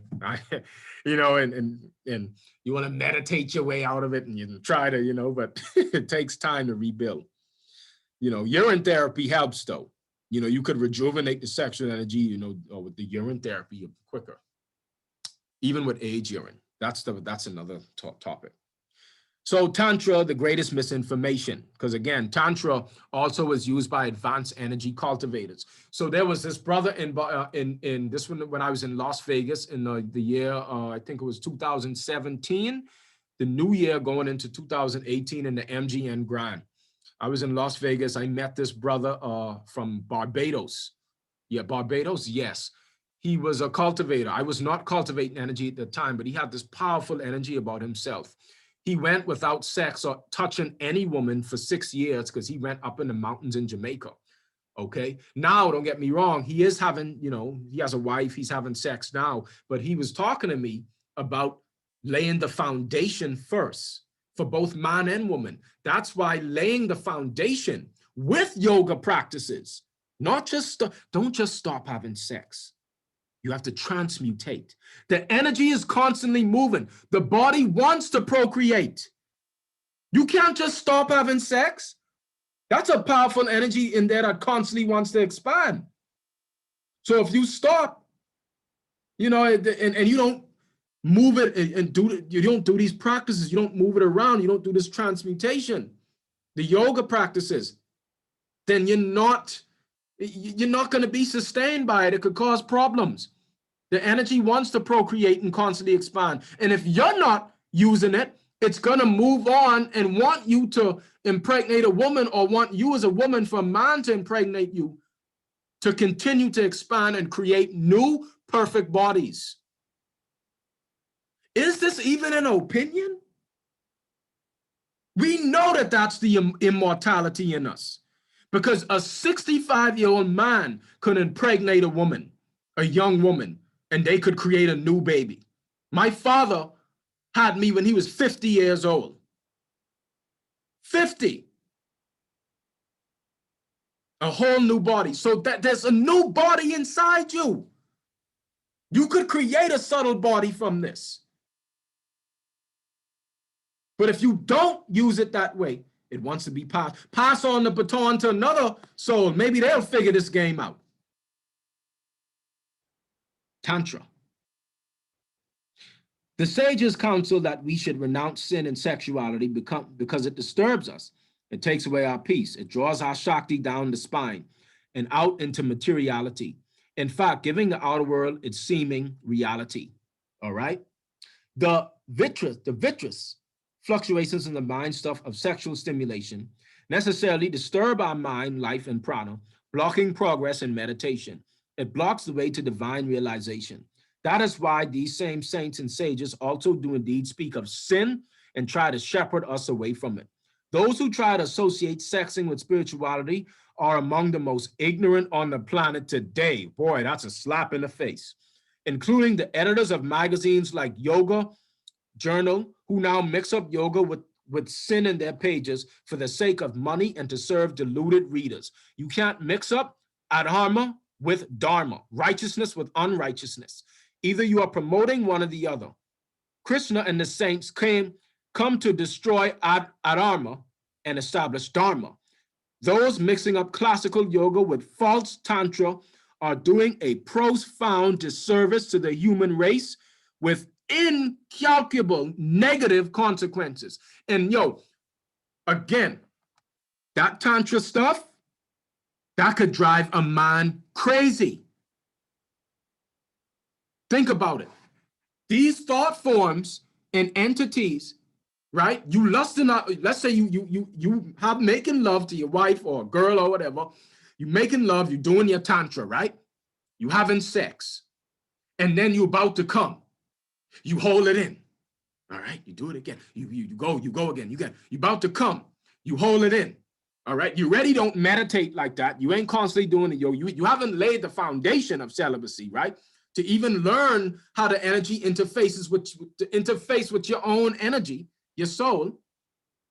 It's the subtle planes. Those thought forms, it's better to release, man.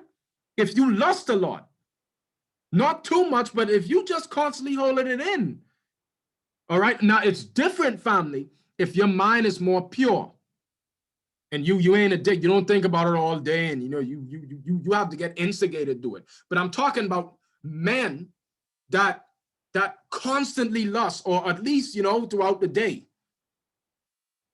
That causes problems, and those thought forms of lust not expelled out stay inside him. Possession.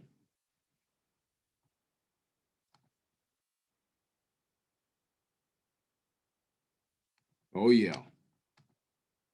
Forced celibacy is toxic.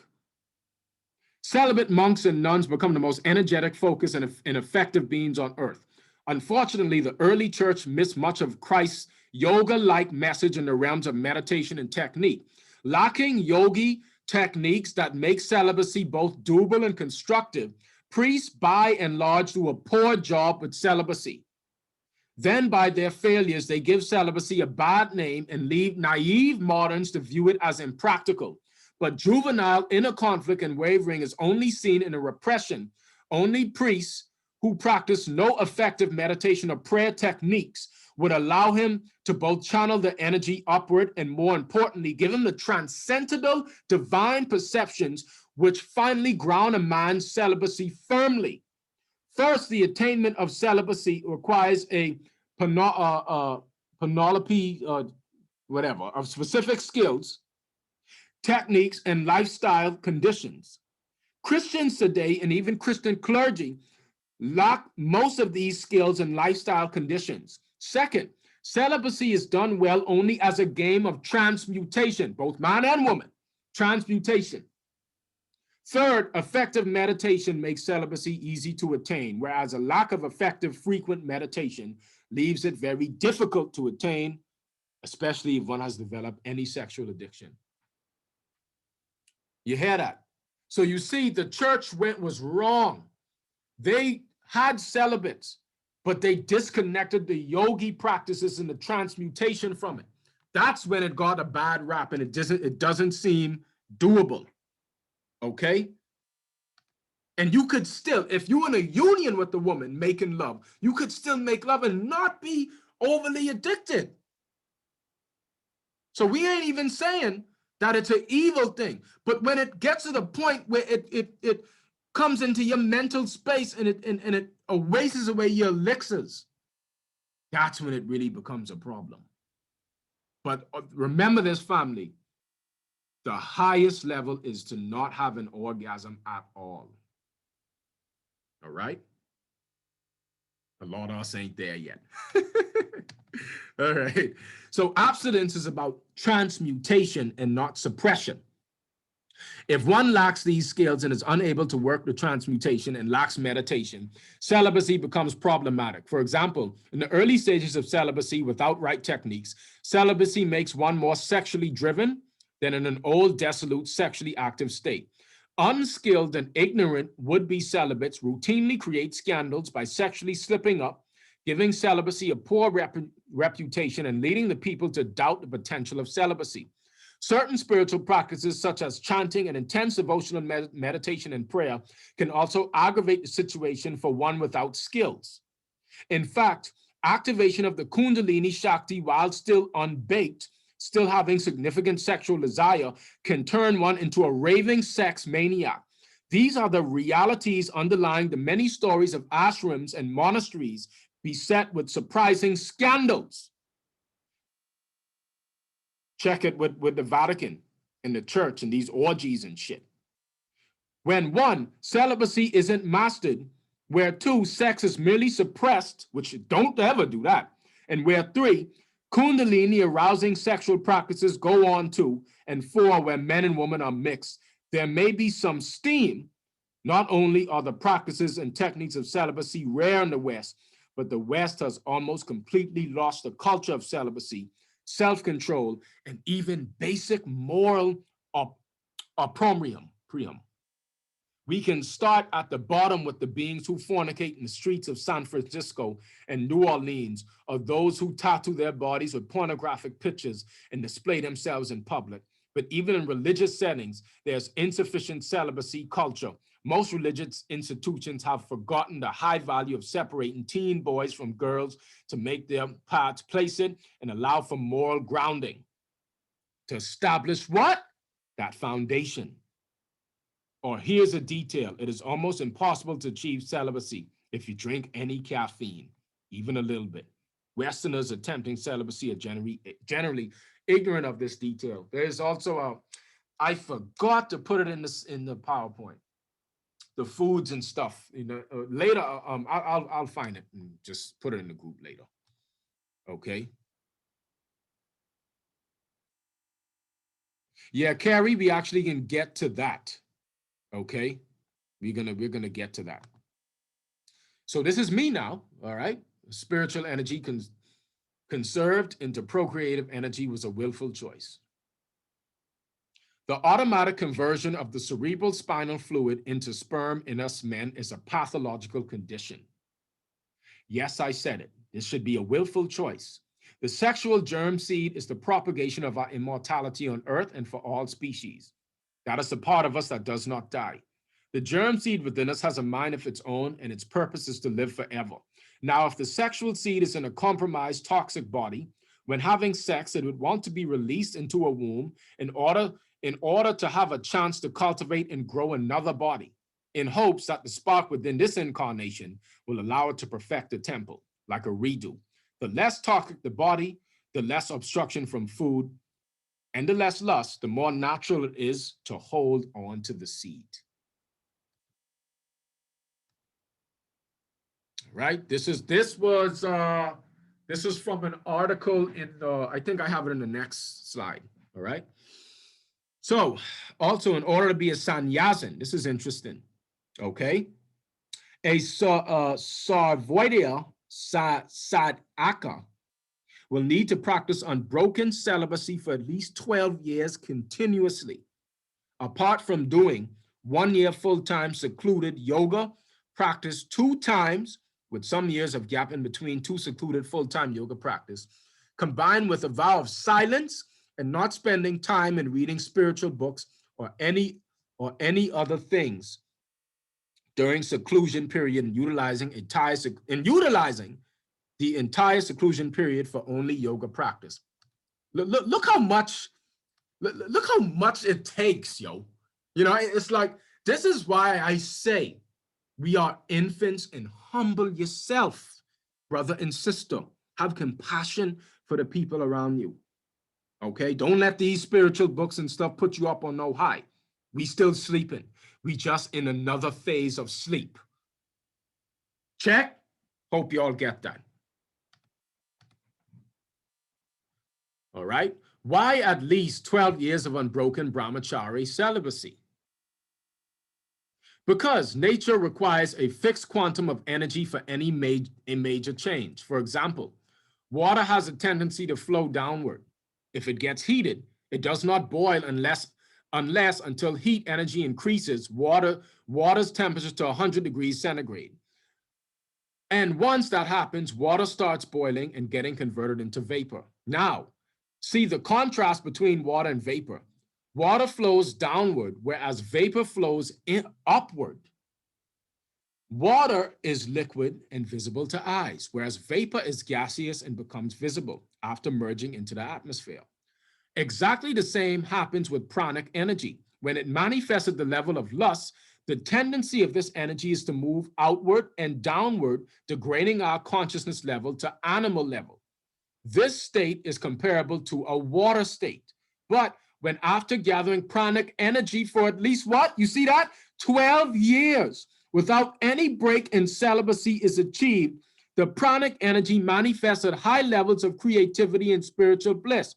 Moving more inward and upward, compare this state to the vapor state, and compare the 12 years practice of unbroken celibacy to gathering enough heat to make water temperature 100 degrees centigrade in order to convert it into the vapor state. Now, the only issue is in spiritual life, bliss comparable to, in fact, superior to, as per our yogis, lustful pleasures arises after 12 years unbroken continuous celibacy. When Kundalini reaches the 5th or higher centers of Vishadi Agya chakras, of course, once this happens, mind loses all interest in lustful pleasure, as one would naturally prefer to enjoy more intense and permanent spiritual bliss over momentary and spiritually degrading lustful pleasure. Thereafter, one becomes firmly established in effortless natural celibacy. Natural celibacy takes a while. And by the way, family, I think it can come up in the next slide. When they talk about 12 years unbroken celibacy, they talking about in the mind too, even without the thoughts of it. So that's why you see some of them went up on the mountain or would do this. Okay? But till this happens, the mind continues to feel some attraction towards lustful pleasure and is always prone to an unfortunate break in brahmachari practice, a downfall which makes one start all over again in the process of 12 years brahmachari practice. Same article. Kundalini gets activated through deep concentration of mind on any creative activities, be it art, music, games, mathematics, technology. But this activation is only partial and does not lead to enlightenment or samadhi. You see that, family? You could activate Kundalini, but that ain't, we could induce to activate it, to experience it for some time, but that don't mean it's you enlighten or you some samadhi. Okay? For samadhi, the whole science of yoga has been designed with regular yoga practice and keep in mind sattvic and gradually, steadily eliminating all rajasic and tasmic thoughts, speech, and actions from one's life through conscious self-effort and self-awareness. Kundalini gets activated. Perfect brahmacharya is possible only when Kundalini rises to the fifth center, Vishadi, or higher ones. In this state, even the production of reproductive elements stops in the body. So no nocturnal lust and no monthly period. It stops completely. This is an irreversible stage, that is. Once Kundalini reaches the fifth center, there is no question of downfall to lower fourth centers, chakras. One can rise only higher from the fifth center. Now the trouble of lust is over and one is established in natural brahmacharya, the highest state of spirituality on this plane. To beat the game, I'm going to start reading again, but understand this, we're playing a video game, family. We've plugged ourselves into a game. We've programmed it. Look at the mathematical equations. Look at all of the numerology, the geometrical patterns, the engineers of this. Okay? We're playing a video game. And when you're playing a video game on Xbox, what's the purpose of the video game? To level up your avatar, to level up. The way to really level up in the game is to no longer desire an orgasm.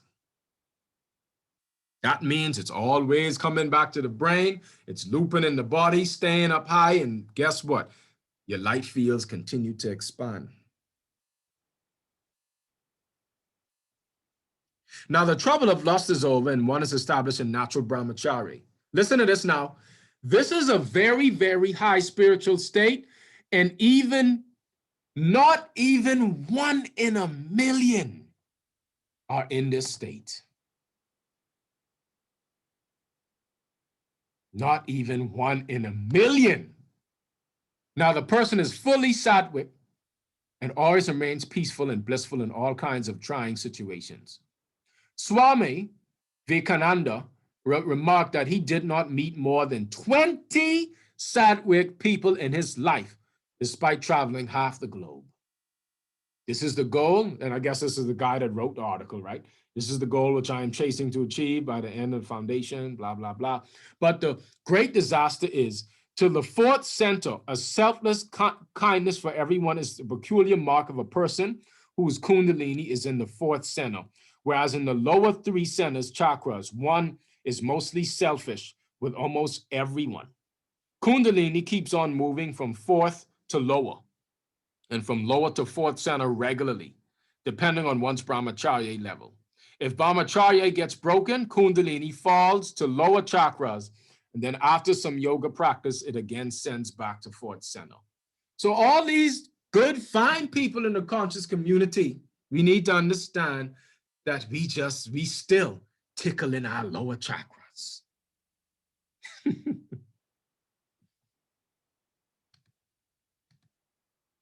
Highest state of spirituality and earthly life. And to make Kundalini reach the fifth center requires something which is a Himalayan task. It requires absolute brahmacharya practice at the level of body, which the exception of lost through nightfall and monthly period. So that's the exception, okay? That's fine, okay? But over time, that will start to close up. And no longer will the cerebral spinal fluid be converted into animal procreative reproductive elements. It will stay as spiritual energy, ujas. And then your micro universe will continue to expand. Okay? And mine as well as strong as yoga practice for at least 12 years continuously. And the whole animal heritage of millions of past lives has to be faced during this process, which tries to disrupt brahmacharya practice in some way or the other. Many sincere spiritual aspirants also get trapped and get deceived by their own minds. But this battle, which was extremely difficult for all past great ones and will continue to be difficult for all future great ones, has to be fought persistently and won ultimately by every spiritual aspirant. A good combination of caution, right strategy, willpower, honest self-analysis, and regular yoga practice is an absolute necessity to win the battle. Okay. And what was I going to say? I was going to say something. It'll come back to me. Let's continue. So this is apparently 48 years, Brahmacharya. Sri Ramakrishna gives some interesting information. If one practices celibacy, a physiological change is produced in the body. A rudimentary nerve known as the medha will develop, the function of which is to transmute the lower energies into the higher. The knowledge of the higher self is gained after the development of the medha nadi. He says a person who observes celibacy for 12 years obtains tremendous memory power. Swami could remember anything he read, page after page. When someone wanted to test his thought reading power, he told the person even his disciple could do it, who was sitting just beside him. The disciple was so scared to hear this because he did not have that power. But when Swami Vivekananda told his disciple to read the person's mind, he did it. Swami attributed everything to celibacy. In short, one can develop tremendous powers if one observes celibacy at 3 levels. All right, Tri Karana Suddhi, word, thought, and deed. Now,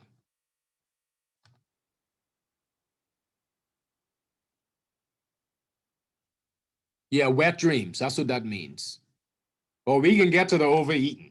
All right, the gradual entrapment of the spirit. By the way, hey, y'all ever watch Full Metal Alchemist? This is from Full Metal Alchemist. You know who this is? That's the Hermoculi, right? The soulless beings. Hermoculi.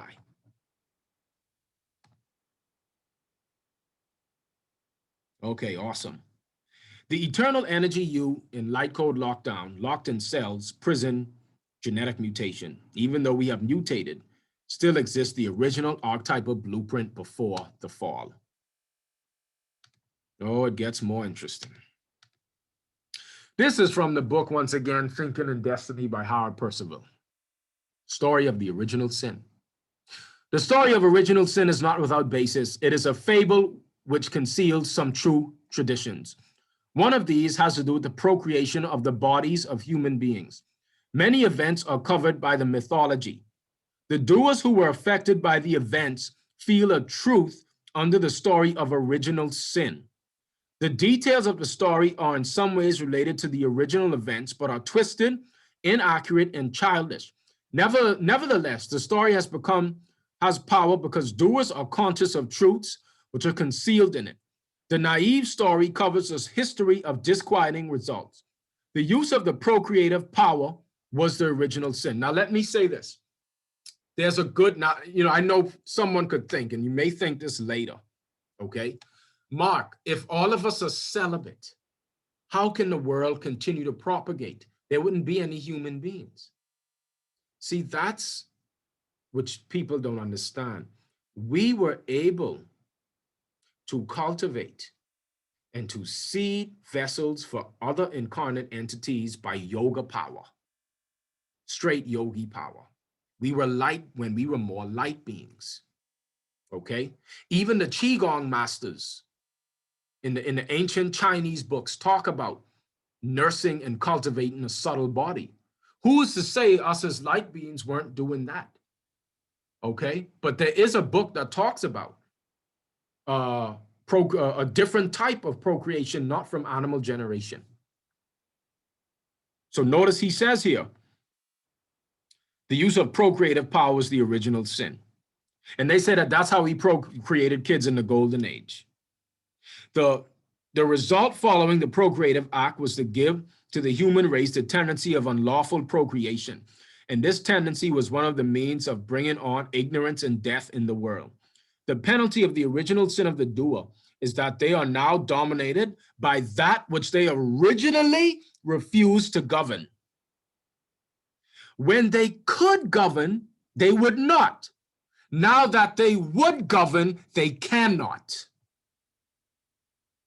One proof of that ancient sin is present with every human in the sorrow that follows an act of mad desire, which even against his reason he is driven to commit. Another evidence is the existence on earth of what today is spoken of as lower human races. This and other events which underlie the legend of original sin have consequences which reach the present day. They all come from times when doers knew right from wrong and were therefore responsible. They could not stand still and had to go on or back one way or the other. They had to decide, and they gave into the temptation of pleasure. They now give way to sensation and assent to their desires. They look into darkness rather than into light. Their destiny has followed them through the ages. It has led them deeper into wrong until now. The degree of doers in human bodies is that of sense-bound doers. Their feelings and desires are ruled and enfeebled by sensations, and the light of intelligence is obscured in them. They are dimly conscious of events for which they were responsible. This is one of the reasons why the doctrine of original sin has found a response in hearts of so many. But the origin of the story of original sin was when the doer in its perfect body was in the realm of permanence.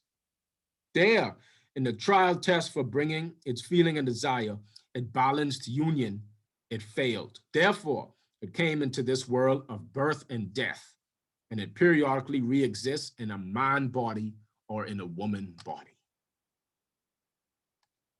Yep, absolutely.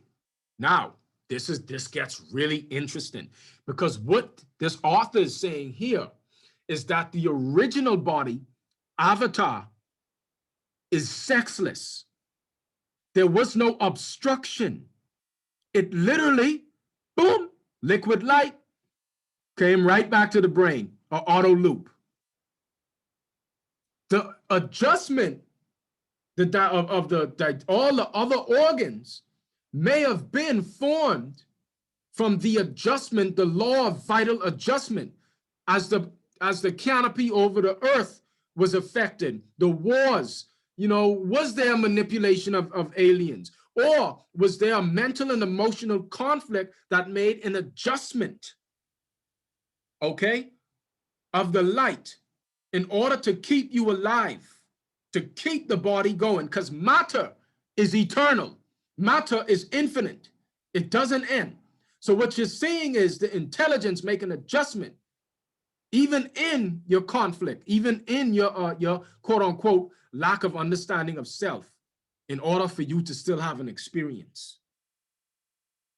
Okay? So what he has here is the regenerated, perfected, two-column, sexless, immortal physical body of the triune self, complete.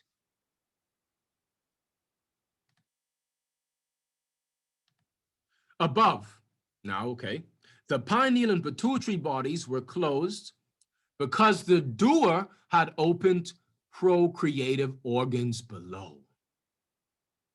With the closing of these inner organs, the eyes became blind to all but human physical things. Light went out through the sexual organ and was lost in nature. The then unused front or nature column of the perfect body. So you see that he says the unused front or nature column. So here, the intestines, notice that they have segments. The intestines, there used to be a vertebrate, a bone there, okay, before the fall, the gradual fall that took place. This was gradual from the inside out, okay? So here, was broken, and you see it says here, and it was lower part dwindled away. So I don't have the other figure in there. Organs, among them the thymus gland, atrophied. Nerves of the front cord, which had been used for work with nature. Okay, so he's talking about the nerves in the front cord, where your intestines are at now. This is what it was before. This is the original intention. Okay? Nerves of the front cord, which had been used for work with nature, were transferred to run along the spinal column and there formed the right and left main trunks of what is now the involuntary nervous system, with which are merged the branches of the right and left vagus nerve. Other nerves were scattered about and became nerve centers and plexuses in the body cavities. And those from the lower part of the broken column became the labyrinth of the intestinal tract. Okay, so as the psyche, due to mental and emotional conflict, wars, manipulation, all these, the fear, less light was being able to permeate into the body. The psyche is not the mind. The psyche in root word in Greek is connected to the soul. Okay, so the psyche then sends a command to the brain, which then makes the biological change, as I will prove at the end of this class. Okay? And because we had to then extract from secondary sources of light, we then started to, from what? Sexual overindulgence, fear, gluttony, all these things, depleting the energy. The adjustment of the organs and the divine instruments started to take place. Okay? The arms and legs, which one could move in any direction, became limited in their movements. Many of the ribs melted away. One half of the double flexible pelvis faded away, and what remained hardened. The pubic bone is all that is left of the lower front part. The vertebrae of the front column disappeared, and the only vestiges of them are in the sternum. The fourfold body, which had been used for the maintenance of nature, now became dependent upon nature. The body, which had been the servant of the doer, became the master. Most of the time was spent in working for and serving it. The body, which had been nourished by matter, taken into it directly from the four elements through the four senses, needed to be nourished by food. You see, the food and drink became heavy and coarse and were taken in through the mouth. Much was waste. Only a small part was used to support the body. Food became and has remained the problem of life. What is now the digestive system with its large organs was once a system of nerves through which the transient units came to maintain the body. Right? This means that all human beings are subject to the sin of the sexes and are therefore under the law of sin, which is death. But when the human thinks and wakes to the fact that as to doing the body, he is not the body in which he encased, he weakens the hypnotic spell cast on him of his body mind, and he begins to see things not by the light of the senses, but in a new light, by the conscious light within, by thinking. And to the degree that he so thinks, his Father in heaven guides him. His body mind of the senses and the sexes is his devil, and it will tempt him. But if he refuses to follow where the body mind would lead him by its thinking, and by thinking of his relation as the son of his Father, he will eventually break the power of his devil, the body mind, and will subdue it. Then it will obey him. When the doer of desire and thinking in the body controls this thinking, and by thinking of his desire and feeling mind also controls the body mind, then the body mind will change the structure of the mortal body of the sex into a sexless body of immortal life. So this makes me think that this was probably the anatomy of we weren't as solid then. We had bodies, but they were more it wasn't as dense or had this over-exaggerated expression of solidity.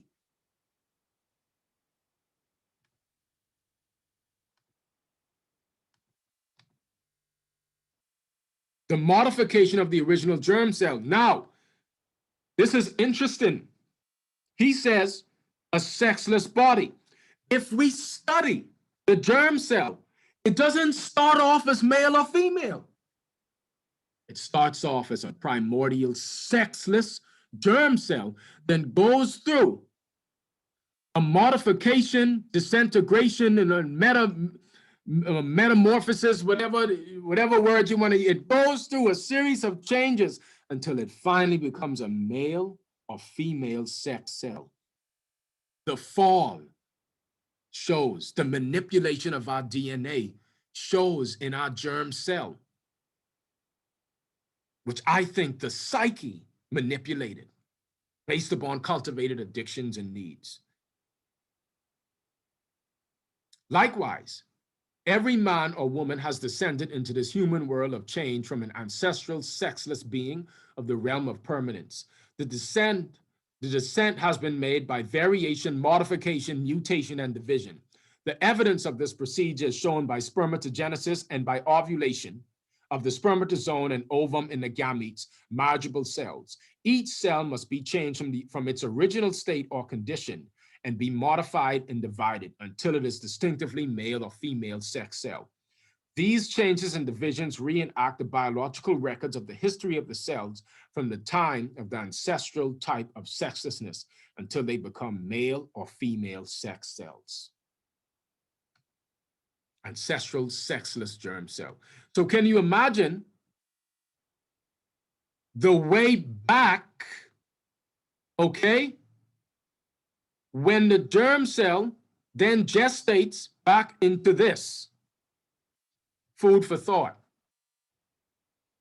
Ancestral sexless germ cell. Heretofore, no definite explanation has been given to account for these mysterious facts, but an understanding that the development of the sexes is the degeneration and departure from a former state of deathlessness into the lower human world of birth and death and re-existence will explain the facts and open the way for understanding that there will be the return of the human to the former higher state. Here's a part of the evidence. Science has furnished evidence that in birth, spermatogenesis, and ovulation, the germ cells must divide twice before the spermatozoon can enter into the ovum and begin the generation of a new male or female body. The reason is that the spermatozoon is at first a sexless cell. By its division, it puts off that of itself, which is sexless, and is transformed into a male-female part. But as such, it is not yet fit to marry. By its second division, it throws off its female part and is then a gamete, a marginal cell, and is ready for copulation. Similarly, the ovum is at first sexless. It must be changed into a sex cell before it can marry. By its first division, it rids itself of its sexless part and is then a female male cell unfit for marriage. By its second division, the male part is discarded and it is then the female sex cell ready for marriage. For each life, the history of the transition from an ancestral sexless body is reenacted by each of the two germ cells. The changes which take place are determined by the thinking inscribed on the breath form or living soul of the body through a long series of lives of crucifixions and resurrections, each life being a crucifixion followed by a return or resurrection. The breath form, living soul, has on it the original type of the sexless, perfect body, but is changed into male or female according to the thinking of feeling and desire. The conscious self in the body is feeling and desire, which is symbolically nailed through the body of sex to its cross. Its cross is invisible breath form of the visible body. The body is fleshly material of the body cross. Feeling and desire is bound into the body cross by nerves, the nails. Desire is bound into the body cross by blood. And this is what explains, this is what is the Jesus on the cross. It's the INRI represents the four elements of nature. Fire, which is the four sensory organs. Fire for sight, water for taste, air for hearing, and earth for smell. the sensory organs, the nerves, pin the breath form, the spirit. Okay, the soul, the spirit is trapped. Okay, and is nailed to the cross of the body. Also, here, what people think of as the satanic pentagram is actually a representation of the 4 elements of nature, the sensory organs, dominating spirit. When it's upright, it's spirit that guides nature. So it's when matter becomes disconnected from the light of intelligence, matter then becomes a being of cravings, because matter is only conscious as itself. These particular nature elements are conscious as its function of sensations and need to be guided by the light of intelligence, because both of them together bring the best world. Okay? Exactly. So that's why the satanic pentagram is about just the dominion over the spirit of the lower forces. The body, which had been nourished by matter, taken into it directly from the 4 elements through the 4 senses, needed to be nourished by food. Okay, I think I read this part. Yeah, the problem of life. Some of them, What is now the digestive system with its large organs was once a system of nerves to which the transient units came to maintain the body. Some of them became the liver, gallbladder, pancreas, spleen, and stomach. When the front column became the bowels, the present circulatory system with the kidneys and adrenals, and the bladder became such from a system of fine structures when the present digestive system became gross and adapted to gross food. So you notice adapted, the law of vital adjustment. Okay? It ain't even the fact that you fell. We made choices, and the psyche then sent the command to the cells. We hear by choice. The respiratory system was then the thoracic brain. The present generative system exercised its creative function from the brain in the head. Okay, now, this the same book, Thinking and Destiny. It's 1,000 pages. It's the lunar and germ seeds. So family, every month. Now remember I said that at puberty, the solar plexus forms the germ seed, right? The lunar seed. Every month, a seed is formed. Okay, and you rise the seed. So anyway, we'll get to that. Germ. So there's the lunar and germ seeds. The lunar germ seed is produced by the generative system and is necessary for the procreation of a human body, to be the residence for a re-existing doer. It is called lunar because it travels through the body, is similar to the phases of the waxing and waning moon, and it has a relation to the moon. Okay, so this is the sun and moon now. Remember when they talk about the stillness of the sun and moon to allow the seed to pass? Check it. All right? This is the sun and moon in you, because that, again, the sun and moon are you. Anyway, it's an extension of your body. It is called lunar because it travels through the body, is similar to the phases of the waxing and waning moon, and it has a relation to the moon. It starts from the pituitary body and continues its downward path along the nerves of the esophagus and digestive tract. Then, if not lost in sexual indulgence, ascends along the spine to the head. On its downward path, it gathers light, which was sent out to nature, which is returned by nature in food taken into the digestive system. And it gathers light from the blood, which had been reclaimed by self-control. Now there's another seed, which is the solar germ seed, and you only receive one solar germ seed in each incarnation, I think. The solar germ seed is a portion of the doer that at puberty is in the pituitary body and has some clear light. For 6 months, it descends like the sun on the southern path, and for the right side of the spinal cord, then it turns. At the first lumbar vertebrae, and ascends on the left side on its northern course for 6 months until it reaches the pineal body. On its southern and northern journeying its patrol the spinal cord, the path of eternal life. The lunar germ is strengthened each time it passes the solar germ. Now, remember we said the first seed formed at puberty. Now, God, man, the word made flesh, another book.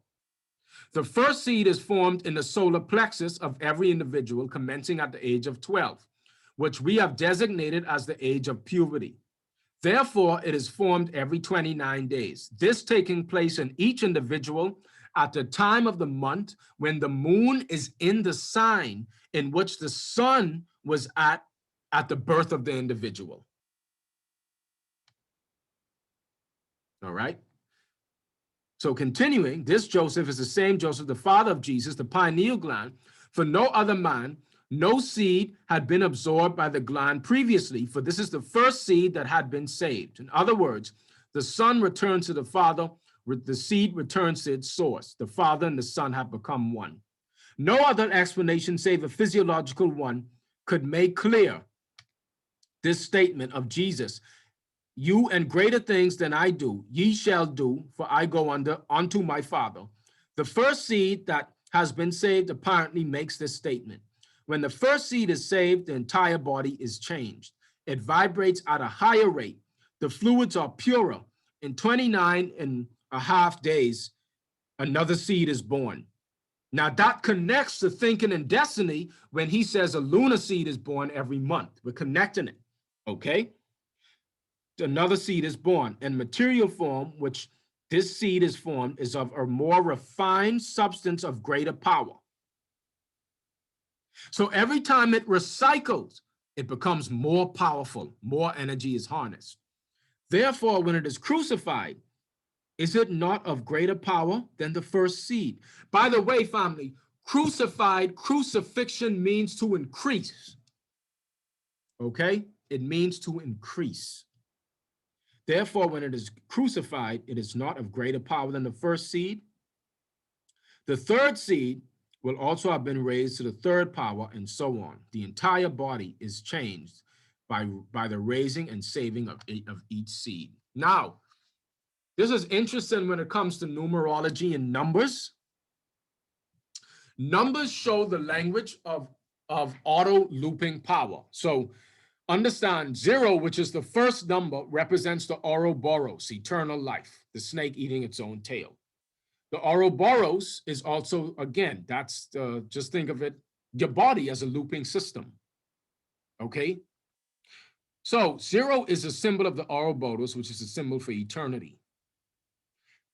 Now, there are only 9 numbers. Well, really 10 if you count 0, but there are only 9 numbers, okay? Everything else after 9 is 1 and 0, okay? They combined it all. So from 0 to 9, after 9 is completed, that's the end of the cycle, the end of that loop.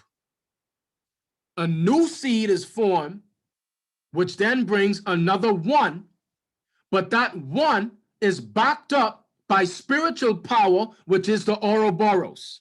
By the way, this is me, by the way, this numerology stuff and all that. It's me putting this together. So 1, you have 0. This 1 is more powerful than this one. Okay? So we see it in how we spend money. Okay? So this 1 is backed up by spiritual power, 0. Remember, adding zeros, right? Then this 1, at the end of a cycle, because remember, there's after each 9, all right? Then we have 1 with 2 zeros. So it's the same thing for the seed. And when the video with Elatom Elamine, how we've been looping his seed every time, every month, a seed is formed. It's a new cycle, a new rebirth, new spiritual power. Every year, okay, you take in those 12 seeds, more power is produced. 100 is still the number 1. This is still 1, but backed up and enforced with spiritual power. 0 represents the auto loop of immortality. If one keeps spending their money in sex, in food, in whichever, wasting away the seed, the body has to start back from ground 0.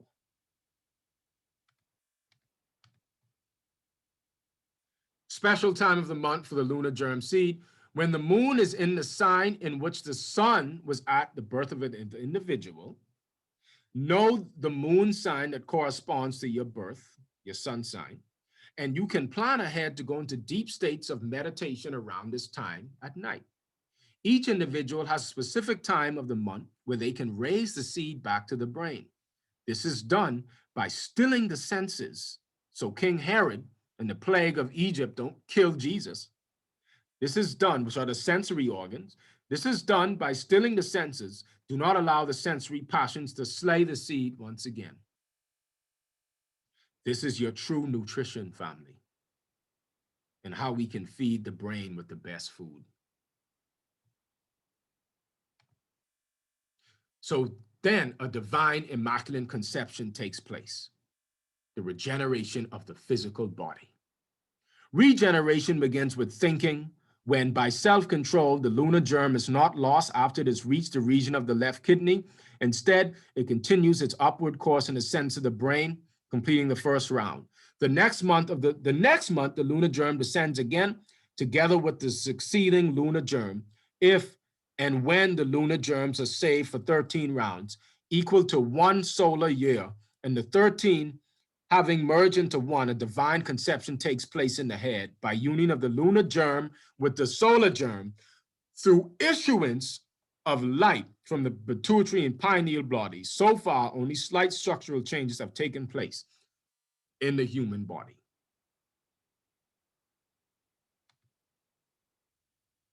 This is an example here. So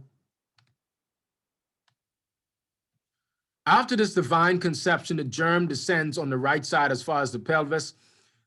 Now, however, instead of ascending in the involuntary nervous system on the left side, it connects with the voluntary system by building a bridge from the coccygeal ganglion to the terminal filament, which by this time has developed a central canal from above down to the coccyx. And the bridge it's talking about is this bridge. Let me see, right here. Anyway.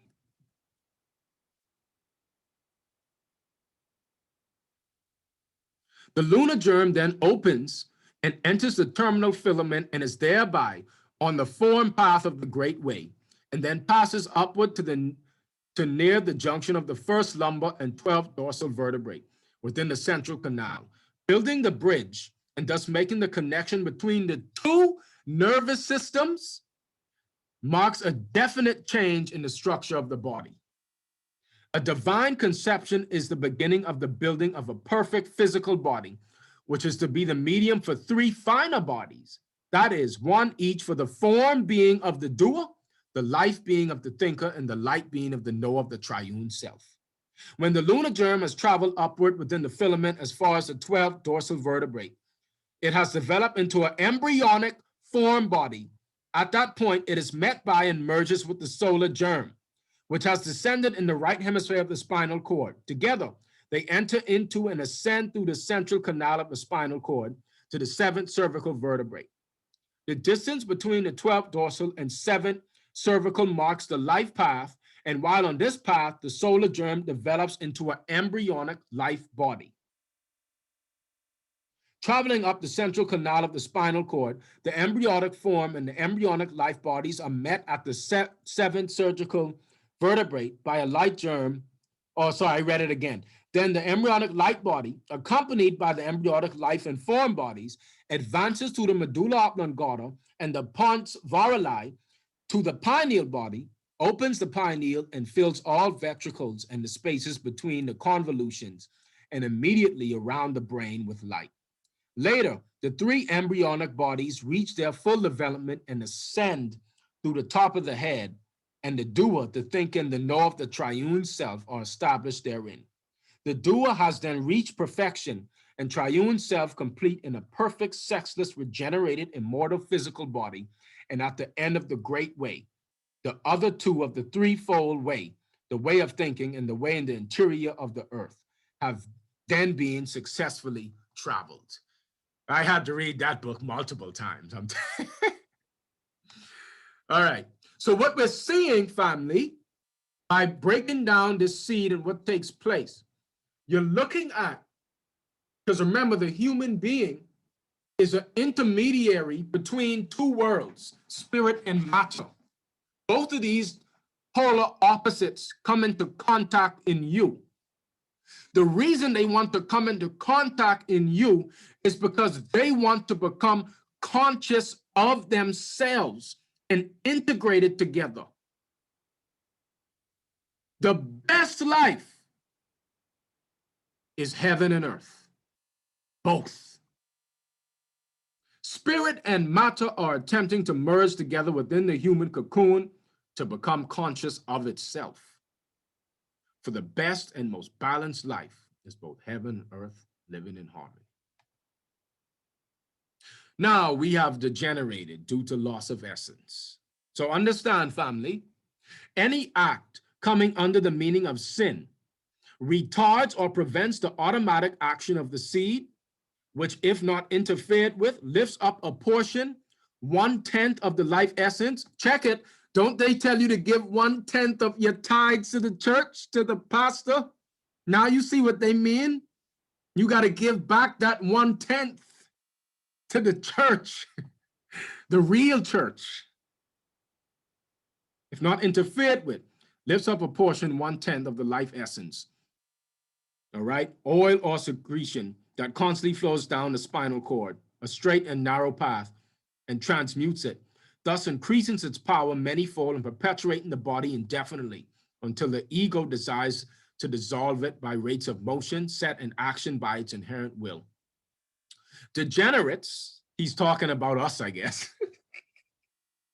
Degenerates and people living in excesses have become greatly deficient in this precious material, and the whole appearance of the body testifies to the desecration of the temple. Man can become regenerated and thus save his soul, which is sown in corruption, so that it may be raised out in corruption. William, I was saying that you see here when the church, when they say give 1/10 of your money to the pastor, okay? And right here it says any act coming under the meaning of sin retards or prevents the automatic action of the seed, which, if not interfered with, lifts up a portion, 1/10 of the life essence that constantly flows down the spinal cord, straight and narrow path. So that's what it means by giving your tithes back to the church. So this is me now, okay? Sorry, I should have put the quote here. That was from God, Man, the Word Made Flesh. This is me, somatogenic hypnosis. In our present day, humanity is trapped in the lower appetites of the physical realm through cellular trauma. Cells contain memory and their own consciousness or program. It gives a deeper meaning to the commonly spoken phrase, born in sin. Most of us function from a state of inner trauma, which induces subconscious appetite to rule over our lives and destinies well into old age. The deeper one goes into the rabbit hole, the more one sees the reasoning behind our premature death, and that these subconscious appetites stemming from trauma robs us of our spiritual elixirs and vital life force that naturally circulates along our energy channels. Oh, you like that guy over there, huh? Once again, continuing, okay, this is me. It is also interesting to note that the word somatic in an older dictionary meant mind and mental or emotional conflict. This is what Phil Valentine read to me in our one-on-one. He had an old dictionary. You cannot find it in the new dictionary. But in our one-on-one with Valentine, he brought up the old dictionary, and the somatic cells, which are the body cells, somatic actually is connected to mind and mental or emotional conflict. Okay, so our avatars are being projected out from a psyche that's at conflict with self. So it made a vital adjustment for you to cope with that conflict. This also correlates with the word psychosomatic, which describes a physical condition or illness caused by the mind rather than a virus or a sprain. Here is the origin to the downfall of the immortality that exists inside our bodies. Our minds are under an emotional conflict that many of us can't seem to overcome. We find that in many cases, our sexual consciousness is mostly affected with the trauma we experience at birth due to the unnatural protocols in the hospital and lack of love amongst the parents. So again, we birthed in fear and in lust as well, okay? And not a lot of men give time for their seed to build. So even when it comes to the gestation period of a genius, both man and woman should be going without sex and doing yoga practices, transmutating. The immediate cutting of the umbilical cord upon birth is a traumatic shock to the infant when entering our world. We must always acknowledge that nature does things in a slow and gradual process for a proper adaptation. It is a widespread epidemic that humanity's view of the world is not filtered through proper upbringing and nurturing. We filter life through trauma at a cellular level. Cells contain memory, even memory of trauma from birth. It's the cellular consciousness that tends to alter our perception of the world. Birth traumas can be caused by an immediate severing of the umbilical cord, circumcision, and early vaccinations. Lotus birth. There's a saying that the child's first friend is the placenta. This is me, I think. Yeah, this is me, I think. Yeah. There's a saying that the child's first friend is the placenta.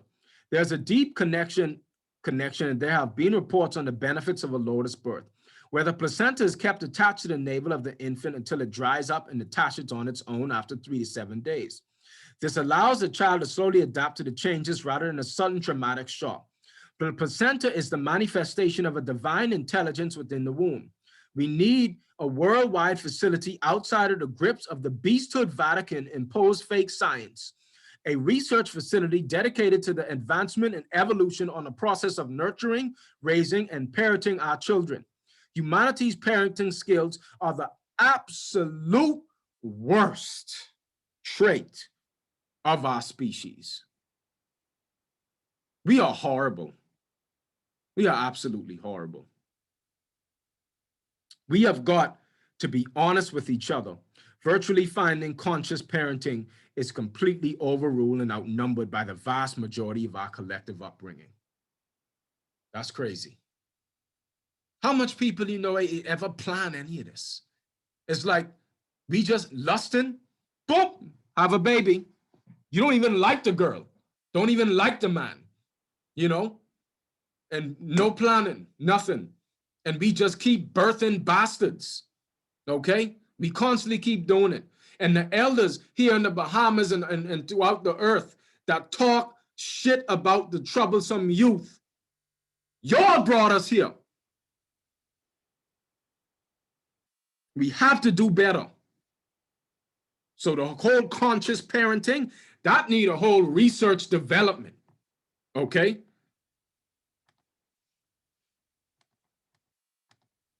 Lotus birth.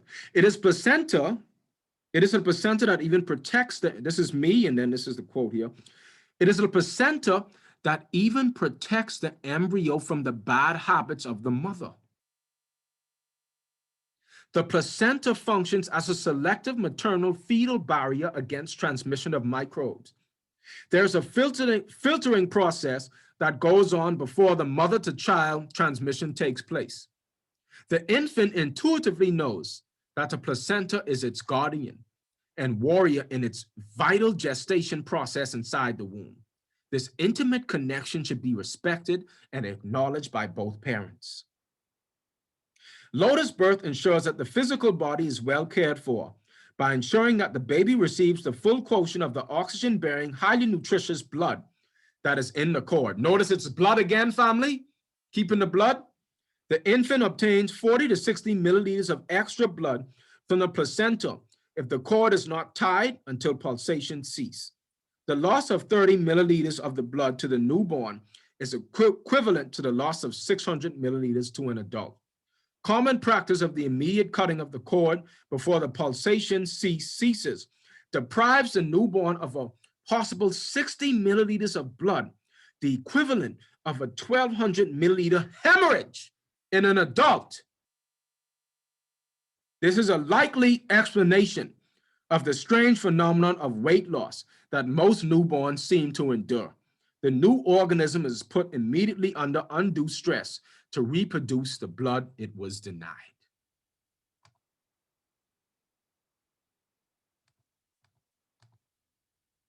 The vital loss of blood sends a rush of adrenaline in the infant, which causes a fight or flight response in its first moment outside the womb.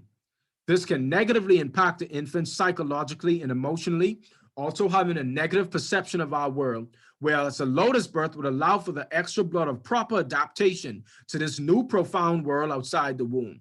Keeping the placenta attached along with the loving warmth of the parents triggers more of the oxytocin happy chemical in the bloodstream of the infant. This can give a beautiful start to the transition on earth. Remember, even though the infant is outside the womb physically, this does not mean it's outside the womb psychologically, spiritually, and emotionally as yet.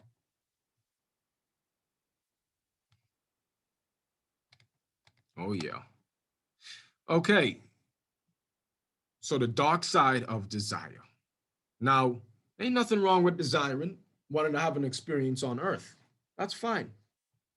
To desire is natural, it's healthy, it's intentional, and how we choose what we want to experience here. Desire is necessary. It's an integral part of existence. However, there's a dark side to desire, and this is when desire turns into lust. Lust is what we feel when we cling to our desire as an obsession.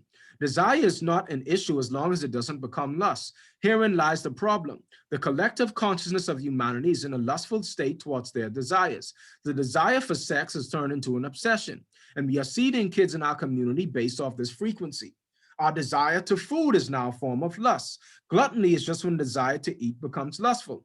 Food is a lust, and it is food and sex that are the biggest obstacles to our spirituality. We created a culture and a fake science based in only belief because of our obsession. The obsession changed our genetics and nature of the somatic cells. To be a quote unquote light worker and teacher, understand that you are going against the grain, trying to help a world that is obsessed with the very things that cause the problem. We seem to have a deep love for what makes us feel good in the moment, but kills us in the long run.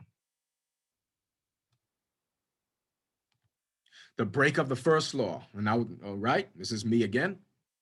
The onslaught of menstruation in women, seminal emissions in men, constant leaking of urine, blood plasma, excessive eating of cooked food especially, puts us in a constant search for minerals, vitamins, nutrients on the outside of self.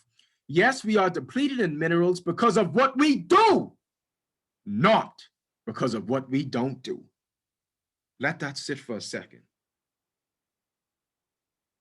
We are depleted in minerals because of what we do, not what we don't do. We created a void of breaking the self-looping system of the body to refine its own life elements in the blood. It is a simple fact that because we waste the life elements of the blood, we have to chase earthly elements for nourishment to fill the void we created. The body uncompromised can fix any mineral deficiency. However, our thinking and lifestyle cause us to bleed every day from addiction. The avatar is the universe. In deep meditation, you feel that you are an unlimited self-looping system of cosmic energy. Study the circadian rhythm and the zodiac and salts of salvation. Another book, family, write that down. Zodiac and the Salts of Salvation by George Washington Carey. Heavy book. And you will realize the body isn't only connected to the cosmos, it is the cosmos self-realized.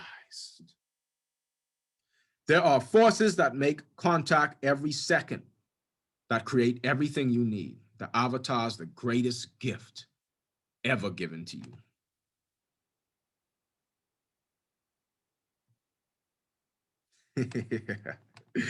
Yeah, William has amped me up in Forex too. That's why I always like him. Anyway, sexual overindulgence. As we know, overindulgence has been one of the worst, actually the worst of all sins, the spiritual regenerative life. Both man and woman result in loss of vital blood. essentially hemorrhaging their immortality and high intuitive capabilities away. Sexual fluid, as we know, is a brain food. The body's an elongated brain immersed with brain substances for vital function. The rise of the Babylonian Brotherhood, the mother effing reptiles, or whatever you want to call it. We look back into history and speak about the greatness of our ancestors, the things we've accomplished, the fact we live as gods. But one should note and adjust attention to the causal factors of the fall. What caused us to fall? What allowed the beasthood, reptilian, archonic forces to penetrate into our souls? And ultimately, you will see that the alien invasion starts with the weakening of the society from the inside out. Just as the body can only be attacked when first weakened, as you diagnose the cause of the fall, you will then see the ancient causalities of the fall still live deep within you. Parts of yourself that you must shed light on, the very thoughts and desires that hinder the process, making spiritual capabilities dormant. Man has become a walking corpse. The movie that depicts a whole town as being vampires is symbolic of all the appetites we have developed in life and can no longer control.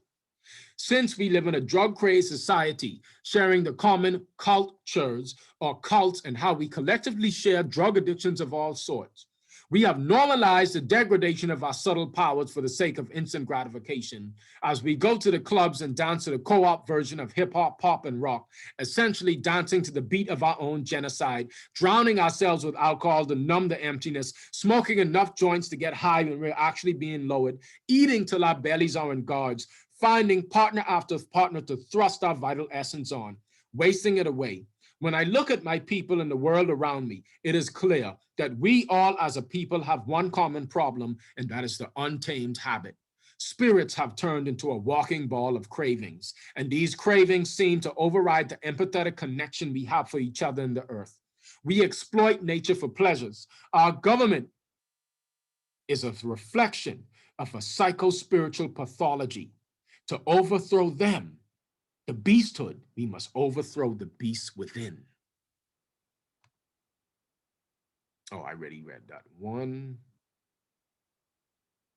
Oh, no, it ain't. Humanity has become more vampiric in nature due to the loss of the vital essence and sexual overindulgence and other sins as well. Lustful thought forms deplete use of the subtle ujas and shakti within the human body. The body itself is one big elongated brain, immersed and filled with brain fluids. Sexual overindulgence is the worst of all addictions to spiritual life, thus making slaves to nature and more body conscious than soul conscious, okay? Anyway, that was repetitive, but interesting. This is also in the book Bliss. I think, well, I worded it in my own way, but I think Bliss of the Celibate was breaking this down, okay? So these are the progressive stages of sexual perversion. Now, understand, before I read this, this is so you can get to understand how a pedophile, how we actually helped to manifest a pedophile into existence, okay? Because when one, as we decided to degenerate and not have self-governance, the more you lose your purity. There are reflections of us in this plane that have fell to such a degree that they seek purity in the child. They feel so disconnected from the subtle planes that they seek purity in children. That's reflecting back to you. The progressive stages of sexual perversion. It is a known fact that most serial killers are sex addicts. Human trafficking, torturing, and pedophilia reflects back to us just how dark and sinister these cultivated addictions can take us, and the worst cultivated addiction is sex lust. Let me explain further. Even in the thought of a man constantly lusting after women, he loses a vital, subtle essence in the astral planes, stuck in the lower chakras. If a person, especially a man, has sex constantly and every day, eventually one becomes desensitized to regular forms of intimacy. And regular forms of intimacy start to not be as thrilling as it once did. This is due to the constant loss of Shakti sexual fluids and depletes the central nervous system of nerve force. So the sex addict starts to get into the 50 shades of gray type of energies using the whip, pouring wax from a burning candle, etc. As the sensitivity is lost, the desensitization is carried over in each incarnation as one becomes more animalistic. Here is the list below on how we can become a sexual demon.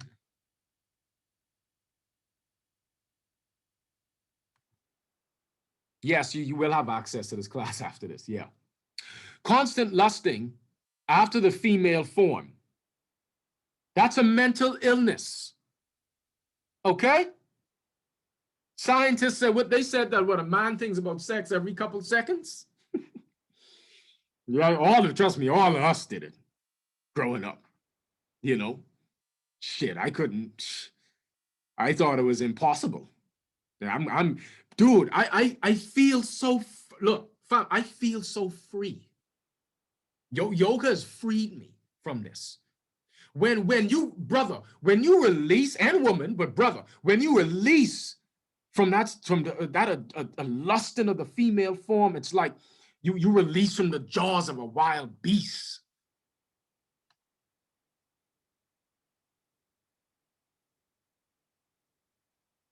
Okay, you can hear. One, the constant lust. So this is the list on how we can become a sexual demon. Constant lusting after the female form, mental illness, no matter how much they say it's normal, it's not. It's a cultivated addiction. Sexing the woman constantly, woman also becoming desensitized by using vibrators and having multiple partners. Okay, so let's say you constantly losing fluids, sexing, sexual addiction, okay? Next, second, desensitization then causes him or her to seek more thrills. Now the anal area looks appealing. Ooh, a place where you expel out. You know, where you expel out, right? Now it looks like a place where you could, get it on. You see, that's the lower chakra. That's the demon coming out. 3, loss of vital Shakti. Desensitization causes more sexual perversion, homosexuality. So it start off from the anal with the woman, they're like, you know what? Let's go to the same gender. And even a homosexual shouldn't feel attacked into this, because I said everything is a perversion. So you can't even say nothing to me.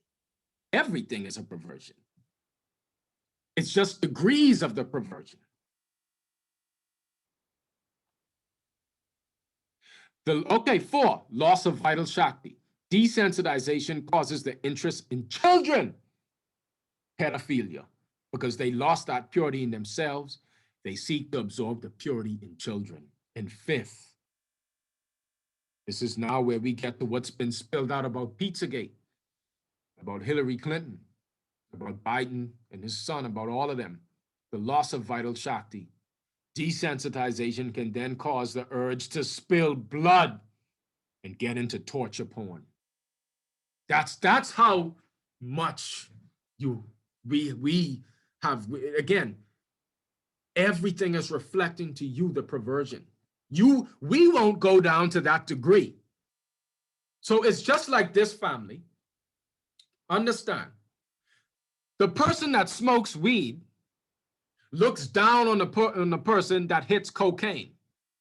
The person that hits cocaine looks down on the person that shoots it, that hits heroin. The person that shoots himself up with heroin looks down on the person that hits crack. But they all addicts. They all addicts. It's just different degrees of addicts, just like there's different degrees of sexual perversion. So, brother, this right here, the constant lusting of the female form, is a sexual perversion. And these are degrees of how it can get. All of these are sexual perversions, and not everyone obviously can sink that low. However, this explains how the archons These particular lower life forms can be an offshoot of thought forms that became alive in cultivated addiction.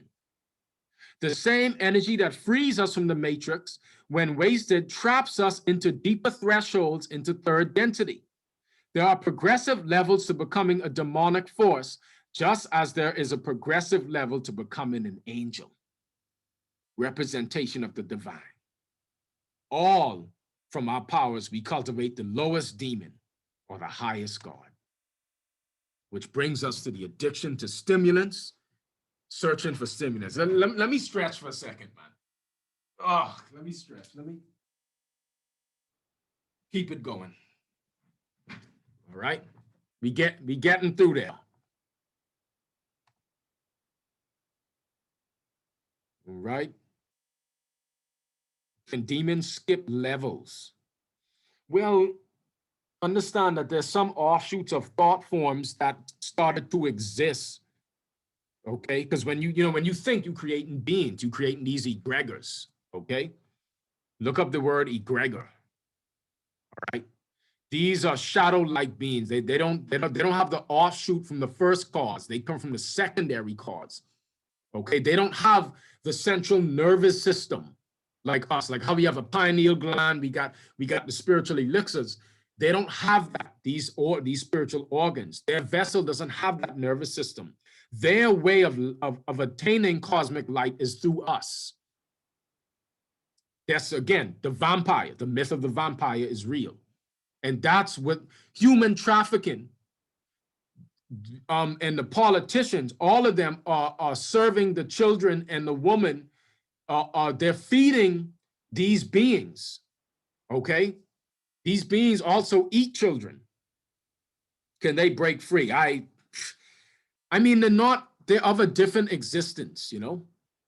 I don't know. I think maybe the fear of death came from them, because maybe if they die, they wipe out from existence. Who knows? I remember hearing that saying one time, because they're not eternal. They don't have that soul essence. So the only way for them to continue to live is through us. If you want to go deep into this, family, watch the movie Dark World. I think that's it. It'll give you a good understanding of how these beings work. Okay, Dark World. Okay? But they only could come at you when you went at a low vibrational frequency. Addiction to stimulants, searching for stimulants to compensate for our loss of strength and intuition. Now, we have always thrived on fluids, all right? There is no such thing as thriving on solid foods. All foods are converted into fluids, then into a gas. Even meat is converted into chyle to be processed as nerve fluid. Family, let me adjust this so I can sit up straight. Family, we have always lived on subtle etheric energy and fluids. The solid foods are semi-useful due to already being in a compromised state, and because of the intelligence of the body, not the food itself. It is the nervous system that acts upon any stimulant introduced into the body.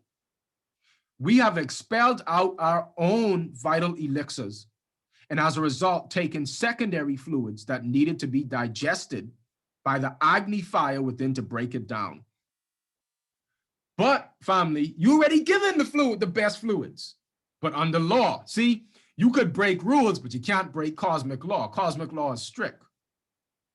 So when we take in these foods that's hard to digest, in order to get some type of nerve fluid out of it, because that's what it's being processed into a fluid. That's why when they say when you eat 10 pounds of shit, you have to shit out 10 pounds of shit.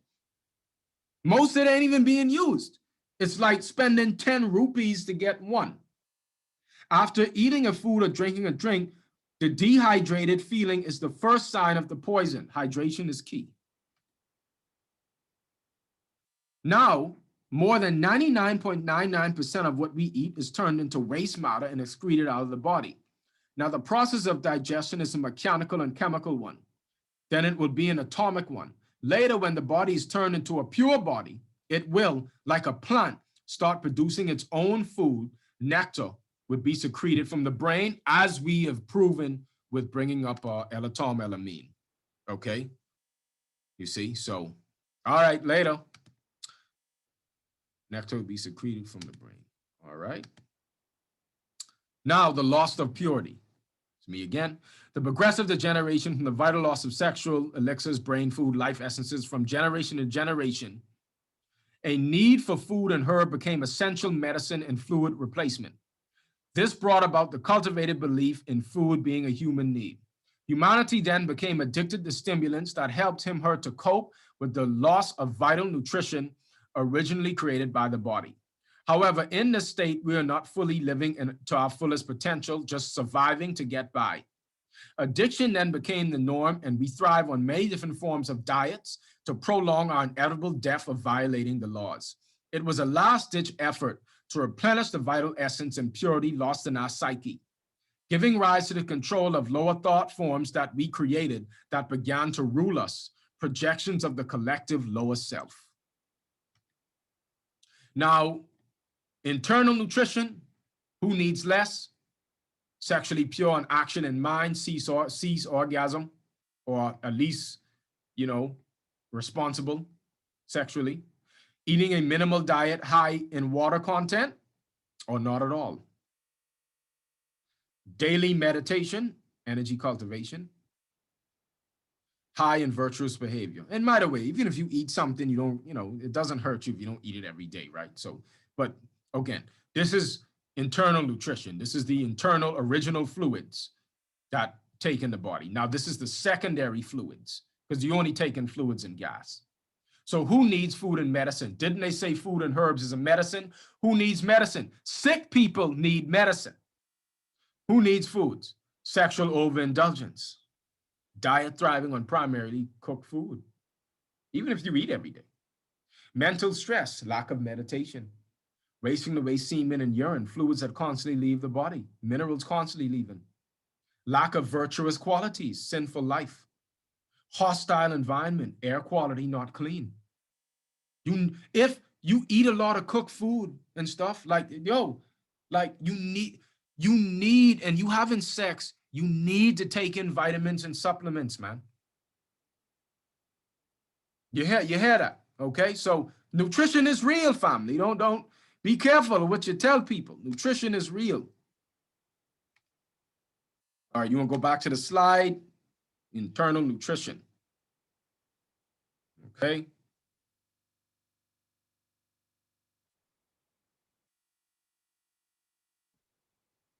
Let's get it. Now, the diet wars. Food is a therapy. This is me. Do not get caught up in the diet wars. This is not about the understanding. This is not about understanding the nature of food, but more on the nature of the human body. The best diet is no diet at all. Not constantly putting the body in a compromised state to process stimulants based on your belief that it is a human need.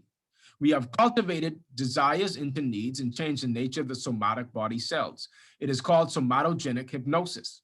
Ecstasy affects the brain by increasing the activity of at least 3 neurotransmitters, serotonin, dopamine, and norepinephrine. Okay, all right. If one were to become addicted to this substance, this would impede the body's own ability to fire these neurons organically when needed. In addiction, the body becomes lazy and relies on being stimulated by the very substance in order to produce or manufacture what's needed. This is the same with every addiction and constant ingestion of a supplement, food, or herb. The body can create any mineral or vitamin needed once we learn how to not impede the process. The goal is to allow the reconstruction to happen within so the body's innate intelligence can manufacture anything needed. The body fixes the mineral deficiency on its own when enough nerve energy is conserved, along with the retaining of the fluids. So you see how now it makes sense what's taking place, where the addiction to, the body just gets lazy because the constant expelling of fluids and the organs go into atrophy from not being used, and they go into a dormant state. So the secreting of the nectar the secreting of certain elixirs are not secreted anymore, which is why we die from starvation. Starvation is real. Okay? It's real. So that's why it's a gradual thing to allow the body adjust back to what the true nutrition actually was and was given by. All right? Now, the only reason that food was so good and life-changing to your healing is because the avatar was already put in a compromised state, being depleted of minerals, high in toxicity while low on nerve energy. It's a state where the toxicity levels have far surpassed the toleration point, and at the same time, the body is weak and does not have the energy to eliminate the toxins efficiently. So we equip ourselves with tools such as herbs and use food as a medicine to replenish what has been lost in the body. This topic goes so deep because we do not understand how the sinful life against divine laws taxes the vital energy given to us by the universe. The way we live causes us to need medicine in the first place. When they say food is a medicine, it is a literal statement.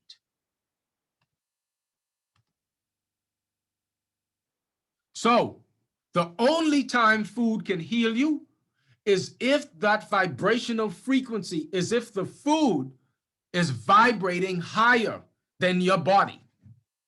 So you go and you eat like an acai berry out the wild, you eat that and it bringing you these minerals, or it's a life essence in that berry that's bringing the exchange and helping with the cultivation of the energy. Okay? But again, it's not the berry doing it, it's the nerve system extracting it, processing it into a fluid, into a gas. Okay? So once again, food can only heal you if it has a higher frequency. Humanity is stuck in the healing phase. This is me. See, life is a mirage of contradictions, an array of perspectives that seems to be so contradictory, but in all essence true in nature as you bring the seemingly dynamic opposite to a mutual meaning. Now, when we say you are stuck in symptoms, which they declare disease as a list of symptomologies of discomfort, pain, and prolonged suffering, and yet what seems to be hell is when we are stuck in healing.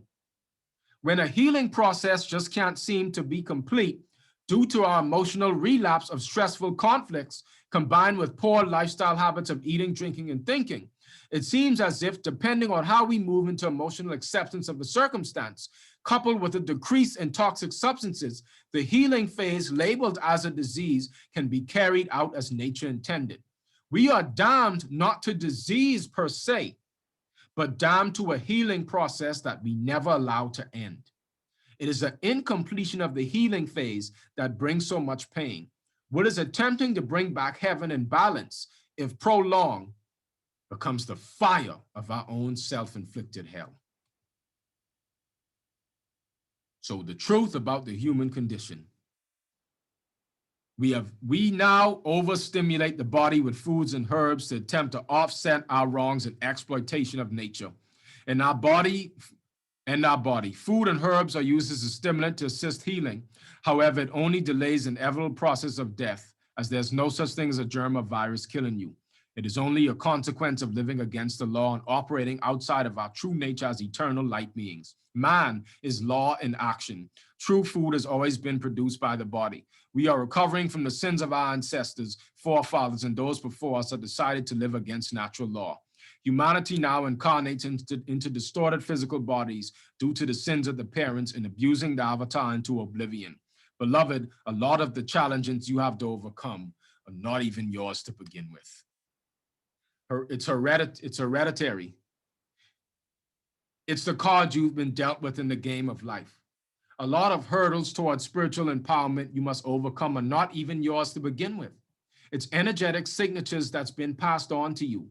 It's like a cosmic game where the God within us is dormant and the devil is fully awakened and alive. We put God to sleep in the subconscious while the demon steers the wheel and leads the path to energetic exhaustion. Just as a smile or frown can resurface on your face from your great-grandmother from thousands of years ago, so too are many other genetic imprints that resurfaces in you. The highest purpose of this game is to challenge you to upgrade this organic technology in order to use it to live a sovereign life and wake up the supernatural on earth. Herein lies the secret, that your avatar remembers your origins. Make unlocking dormant DNA great again. The true language of the universe is atomic. Change the nature of the atom and you change reality. The cells act as a prison, especially due to hereditary reasons. The sins of the parents pass on. Parasites. Parasites that live inside human bodies create an enzyme that makes you crave for foods that sustains their life. You automatically become a host and are unaware that these cravings you would literally die for are not yours. How can you ever come to know yourself if your molecular structure is being manipulated and constantly changed due to parasites and second-order spirits, demons, that thrive on your emotional imbalance and create thought forms that can only exist by constantly instigating you to live in bad habits of sin, which constitute the brain distortion. A distorted brain is like an open portal for second-order entities, demons, allowing your vessel to be hijacked with less resistance. Let's give a round of applause for our gluttony on junk, alcohol, drugs, and lust, for stagnating the spin orientation of our pineal gland, which is the organ that connects us back to the source of life. The calcification of the pineal makes us more susceptible to spiritual manipulation. There's a war on consciousness. You just can't see it. Nutrition is supplied by the subtle planes, family. Beloved are those who hunger and thirst for righteousness, for they shall be filled. Matthew chapter 5, verse 6. If you do right, you won't get hungry or thirsty. You see how it all makes sense, right? There are subtle thought forms that block the flow and absorption of nutrition, pure energy. These subtle residual thought forms are the thieves in the night, the culprits robbing the life essence that keeps the human body alive and functioning optimum. Beloved, true nutrition derives from the synthesization, absorption of subtle energy as described in the body, in the Bible. Our sins inhibit the absorption of cosmic energy, restricts the meridians and proper flow, and expels out the fluids needed for self-sustainability. Now, we get into the next topic. When it comes to the whole topic of brahmacharya and celibacy, both men and women can become saints and know God directly, and they each have special advantages pertaining to their sex. Men are superior to women in some ways and inferior in others. Women are superior to men in some ways and inferior in others. They each have different advantages in the spiritual life. Again, the male has unique spiritual advantages over the female, and the female has unique spiritual advantages over the male. But this is only in terms of the initial progress along the path. As the path goes deeper, these distinctions fade. The sages say that the attainment of all saints is the same. The consciousness of the Nirvikalpa Samadhi is the same. There is not a male Samadhi or female Samadhi. The absolute is beyond sexual difference. Since both males and females attain Samadhi, they must have the same spiritual potential. The actual creation itself is the result of the male-female principles together. Without the male-female principles, the creation would not exist. This also implies an ultimate equality. As you approach God, you become both male and female androgynous. This is why Krishna depicted as androgynous, sexless. So to the one coming near to God, the question of sex becomes completely irrelevant. But we still got to talk about the disadvantages and advantages because we in these bodies, okay? Celibacy has greater impact on a man because the energy he is harnessing, his sexual energy, runs harder than in women. Also, upon pursuing celibacy, there is a more dramatic result in males because of the depletion of his physical and spiritual resources that existed before. The exit from chronic PMS. Woman, on the other hand, though she pursues celibacy, is not coming from such a depleted state. She only loses once monthly. The woman has always been a more even personality than the sexing male. When a sex addict man stops sexing, he begins to become even too, and the change is noticeable. Finally, is the obvious fact that a man can choose to stop his sexual loss entirely, where a woman is normally obligated to have the loss 13 times a year. Thus, when a man refrains from sexual loss Every several months, he begins to rapidly regain lost moral ground and spiritual and emotional strength. As it builds up month by month, it becomes a tremendous resource with many benefits for him and others. The best of these benefits relate to meditation, the spiritual life, and liberation. This ability of the male to cease from discharge is the reason the male is ascribed a higher station in many of the religious scriptures of the world, including the Bhagavad Gita of Krishna, and it is the sexual difference and not simply his aggressiveness that made the man superior of woman in cultures of the past. On the other hand, any man who sexes more than once a month is automatically inferior to any woman. That means almost all men today are inferior to women. Because this is an actual fact and not an opinion, we can see women making unheard of inroads today, actually taking over the world. And on the other hand, a female yogi directing her Shakti up the spine over a long time will eventually cease from her having her period. And there are cases of female saints like this. The main point above is that celibacy has a more immediate, noticeable, and useful effect upon men. But this is partly because man has been in such a low condition. So it only appears that the man accelerates quick because he's in a much lower condition with the woman. Okay? And, again, the book also said, too, how it's good to, as a man, if you want to have sex, to regulate it to, coming once a month, like a woman, menstruation. Even that alone will change your life. You could regulate it, We talking about levels here. You fine tune to the level you at. Okay, so the typical advantage of the male: intensity and strenuousness once interested in the spiritual life. Greater attraction to celibacy once interested in it. Ability to begin immediately storing uja, sexual energy, for the upward ascent of the spine. Natural capacity for detachment, renunciation, and solitude. Greater intellectual acuity, intellectual discrimination, and penetration of scriptural truths. Typical advantages of the female: more interested in spiritual things. The quality of sattva is more inherent to the female spirituality refinement. She has more basic kindness and natural ahimsa, harmlessness, which generates less dark karma obstructing the spiritual path. Natural capacity for faith and spiritual aspiration. Natural capacity for devotion and devotional aspiration, essential in the upward ascent of the spine. Deeper feelings and more subtle intuition. Weakness of the male: addiction to the female form, tendency to become addicted to sex. All right. Lack of interest in the spiritual and esoteric. Addiction to activity and worldly pursuits, overly aggressive or combative nature. Hurtfulness towards others, which clouds his karma and hides from him the spiritual truth. Pride, ego, arrogance, lack of humility. Fruitless intellectuality, tendency to become distracted by too many facts, details, and fine distinctions. Difficulty grasping the broad, ineffable, inarticulate sense of things. Enjoyment of arguing over spiritual things, lording spiritual knowledge over others. Oh yeah, that is men, definitely.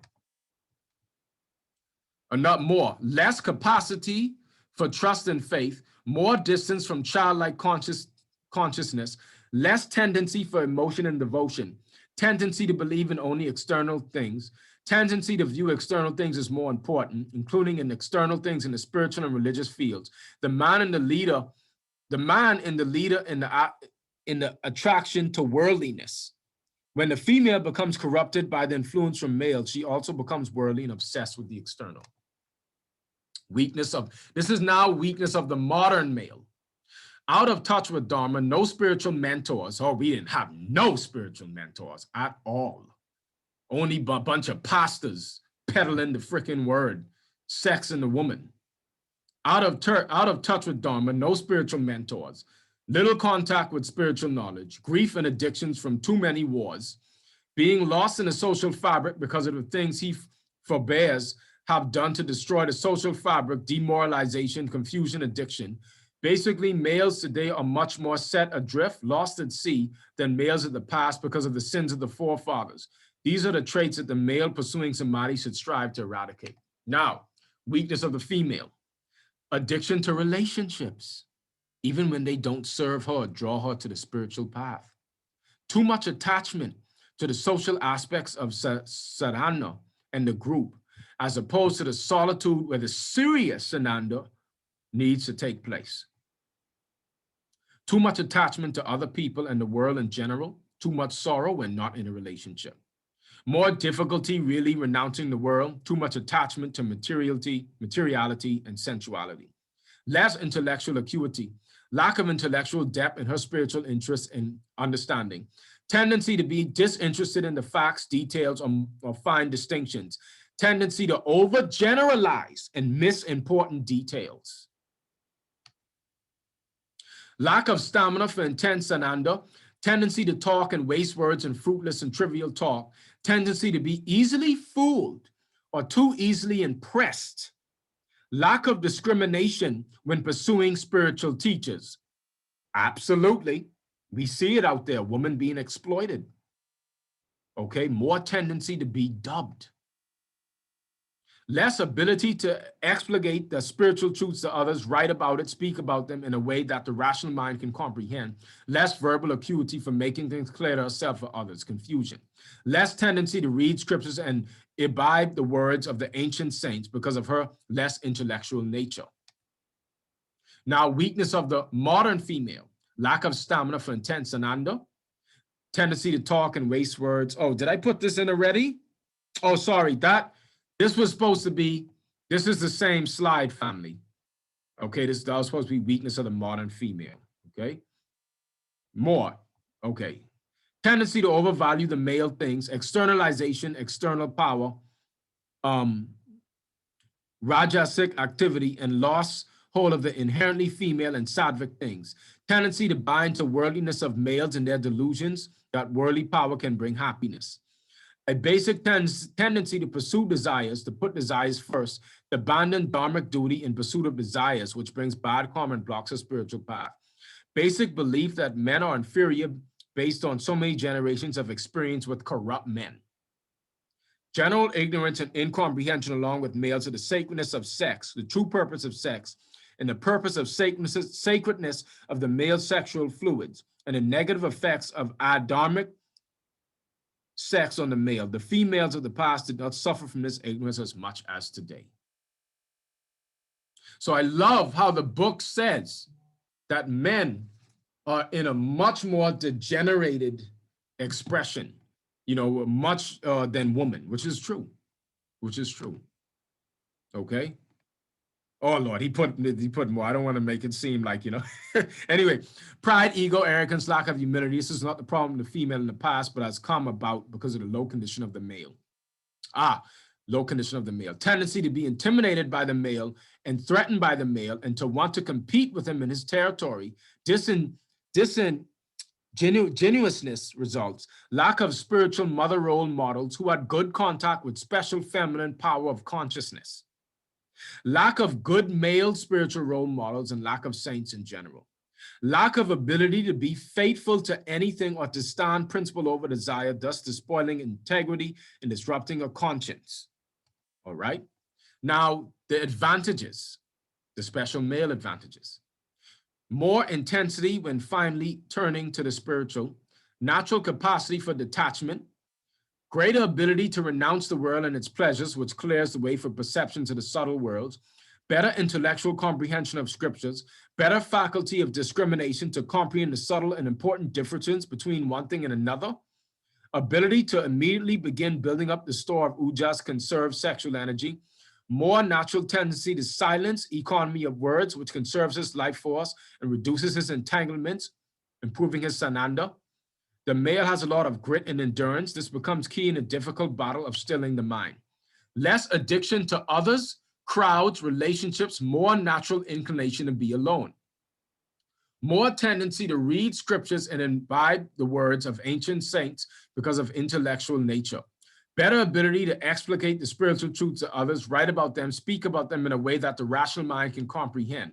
More verbal acuity. Females can demonstrate excellent verbal acuity also, but the most verbally impressive females are often women who grew up with exposure to verbally skillful males. Excellent ability to stand on principle regardless of desire and thus preserve integrity and consciousness. Spiritual, now the special female advantages: a basic, more sattvic nature than males, a more natural inclination to pursue the spiritual than typical males, a better conscience, more sensitive conscience, more subtle sensitivities, which can help in realizing the most subtle, natural kindness towards others, which improves their karma and opens the way to spiritual knowledge and the spiritual truth, natural capacity for trust and faith. Though lacking intensity, the woman has a stable, constant nature over time that allows her to ultimately attain. Great capacity for trust and faith, great capacity for devotion, better intuition, ability to put the intellect aside and grasp that which the intellect cannot grasp, ability to have a simple, uncomplicated, childlike mind. So we had to talk about that. Now, this is, we getting there, family, we getting there. Now, this is a topic of study.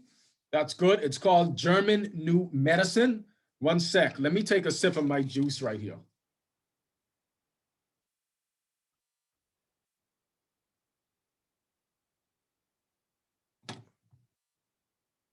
Maybe I should have paused that, but anyway.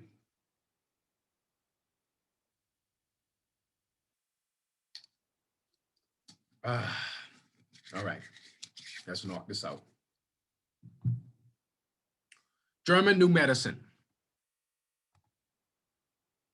That's a drink, not a sip. I was thirsty, man. It's like that's some fresh apple juice. Okay. Now, German New Medicine. This is deep, family.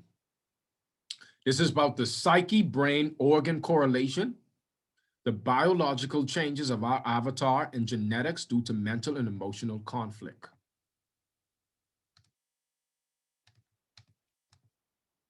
Now, the psyche, remember we said the psyche is connected to the soul. That's the mind. It is the soul.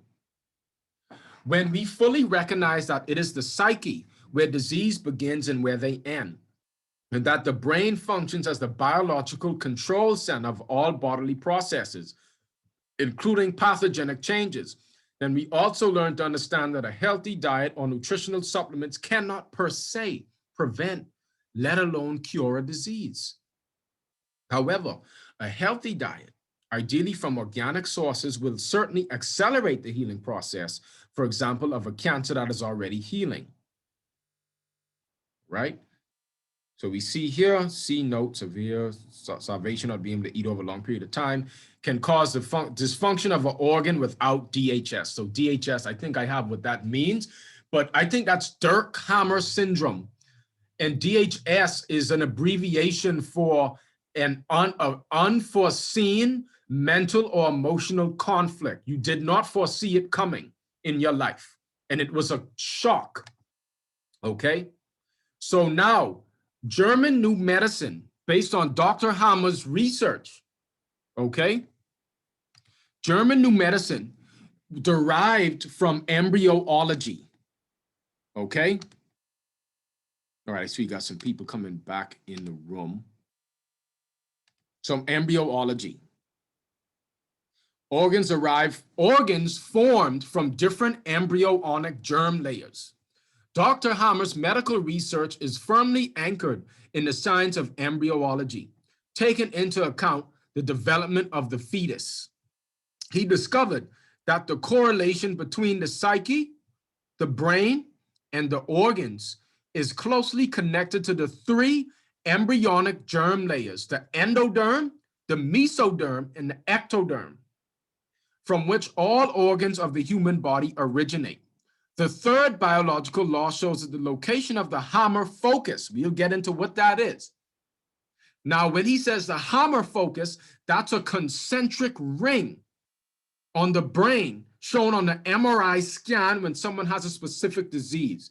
We get into that, okay? The third biological law shows that the location of the Hammer focus in the brain, as well as the cell proliferation or cell loss during the Dirk-Hammer syndrome, which is the unforeseen mental or emotional conflict, are not accidental, but part of a meaningful biological system inherent in every living organism. So, organs that were formed from the endoderm are controlled, okay, by the brainstem. Organs that were formed from the old mesoderm are controlled by the cerebellum, okay? The new mesoderm organs are controlled, diseases or any conflict is controlled by the cerebral medulla, and the ectoderm, the cerebral cortex. All right, and this is all from, this is not my writing, this is all from the website on German New Medicine. I think it's Learning GNM, okay? So, through analyzing and comparing thousands of brain scans, Dr. Hammer found that organs originating from the same embryonic germ layer are controlled from that same part of the brain. All organs that derive from the endoderm are controlled from the brainstem. Primitive life forms such as bacteria have only endodermal functions. All organs that derive from the old mesoderm are controlled from the cerebellum. All organs that derive from the new mesoderm are controlled from the cerebral medulla. All organs that derive from the ectoderm are controlled from the cerebral cortex. So now, this is the interesting part, because this is not based on opinion. This was a great find. And if you type in Dr. Hammer, of course, in Google, they say he's a nut. He was a quack. It wasn't all this shit, of course. So Dr. Hammer is the first to investigate the case of diseases by taking the brain into close account. The brain controls all processes in the body. By comparing his patient's brain CT scan with their medical records and their personal histories, he found that an emotional trauma or conflict shock leaves a visible mark in precisely the same area of the brain that controls the disease process.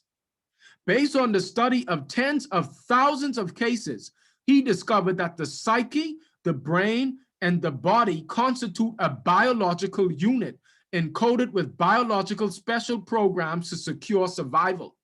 Dr. Hammer established that the brain acts as a mediator between the psyche and the body.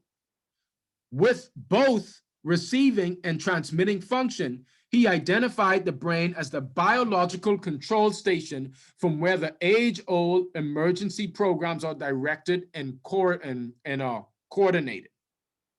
Every biological special program has two phases, a conflict active phase, and provided the conflict can be resolved, a healing phase. So let me break that down for a sec.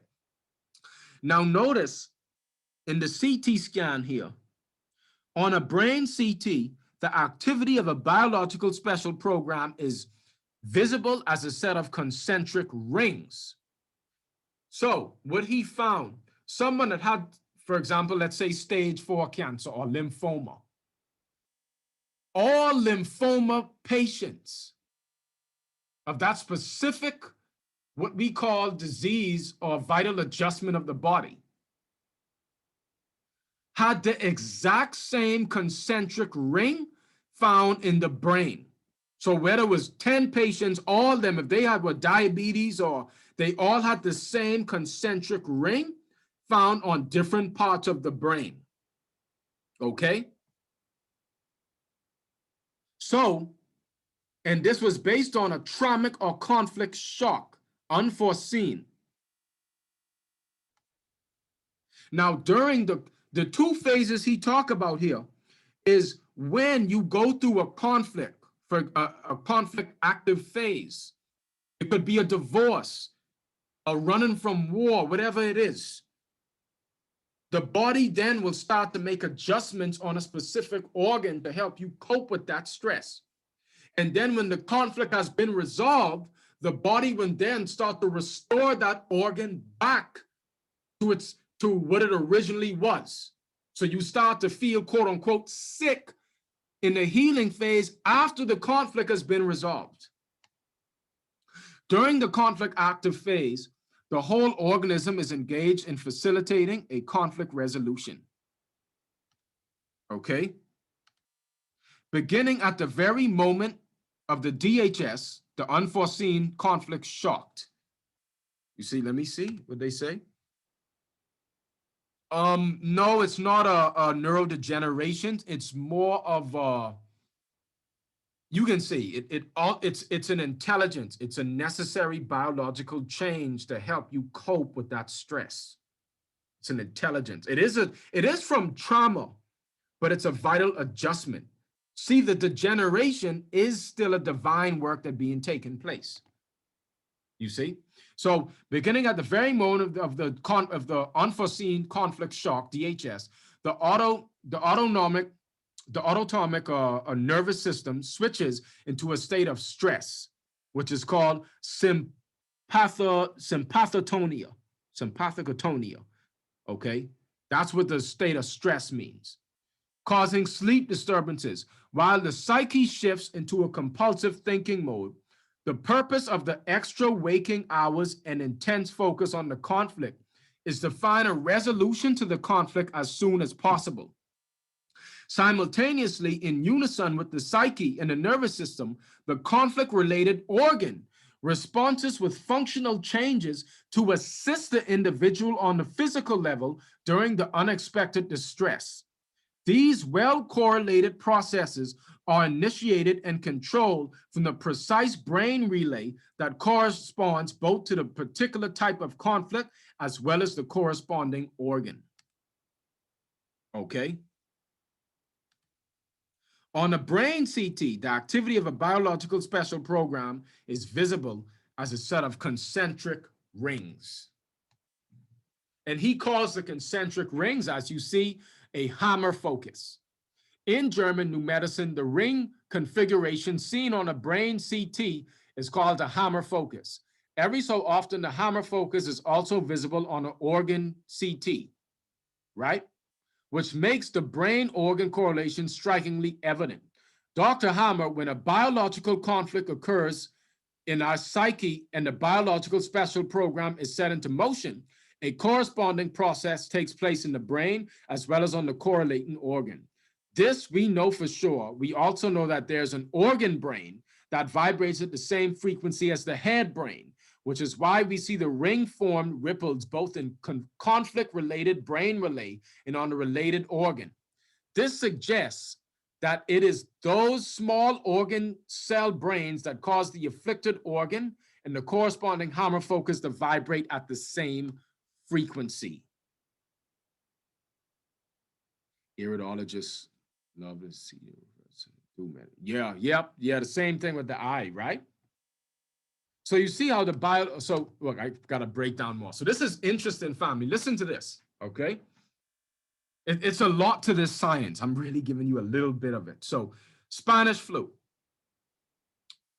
Now, they tell you that the people died of a flu virus, right? In this time, which is not true, actually. Listen to this.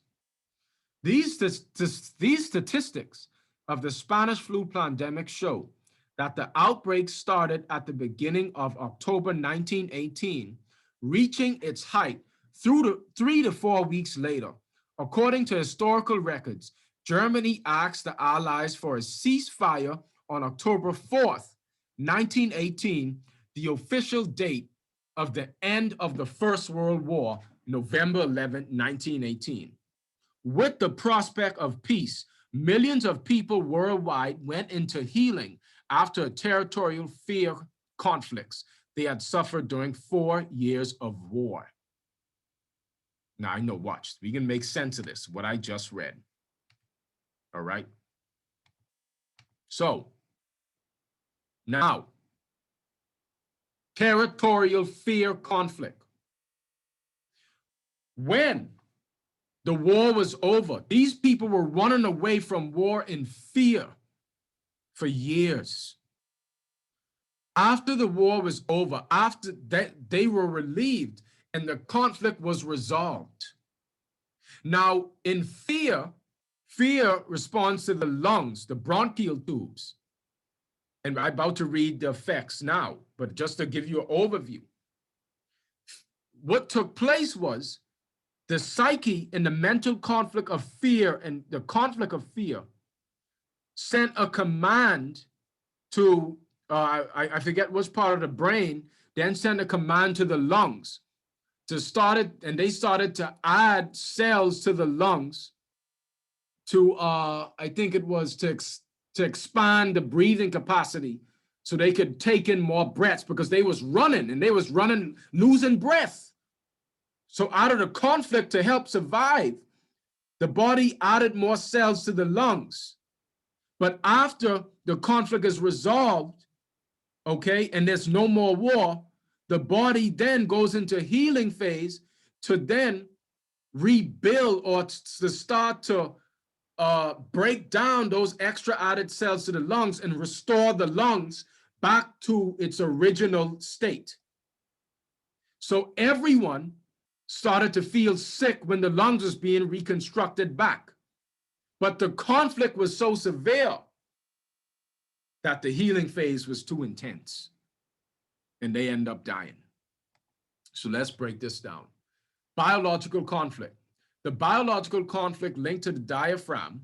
So again, fear to diaphragm is not being able to breathe sufficiently or deep enough. They running from bombs. They running from constantly in fear, right? Out of breath. Or they can't breathe properly. They breathe in a panic attack. They're not in a relaxed state, and they've dealt with that for years. Okay? Absolutely. Same thing with like coronavirus, right? How it attacked the lungs. You see how you connected now? The biological conflict linked to the diaphragm is not being able to breathe sufficiently or deep enough. For example, when getting out of breath during hard exercises such as jogging, sprinting, or running too fast, catching a bus, escaping from danger, an unexpected shock, it took my breath away, fright or flight, okay? This is a scare fright conflict, can cause this type of breathing conflict, okay, where it affects the trachea. Feeling physically overwhelmed, excessive physical demands, or not being able to handle the distress, for example, with a partner, child, or parent physically, also affects the diaphragm, compared with emotional and mental overwhelmed conflict related to the myocardium. Coupled with the myocardium, the conflict is experienced as running out of breath, because this is too much. Now, effect on the trachea in a scare fright conflict.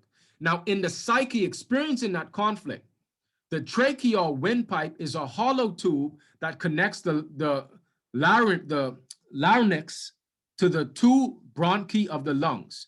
It has the vital function of providing airflow to and from the lungs for respiration. All right. So then what takes place, you see here, the trachea, this mental conflict from the psyche, remember the brain is the intermediary, okay, between the psyche and the body, okay?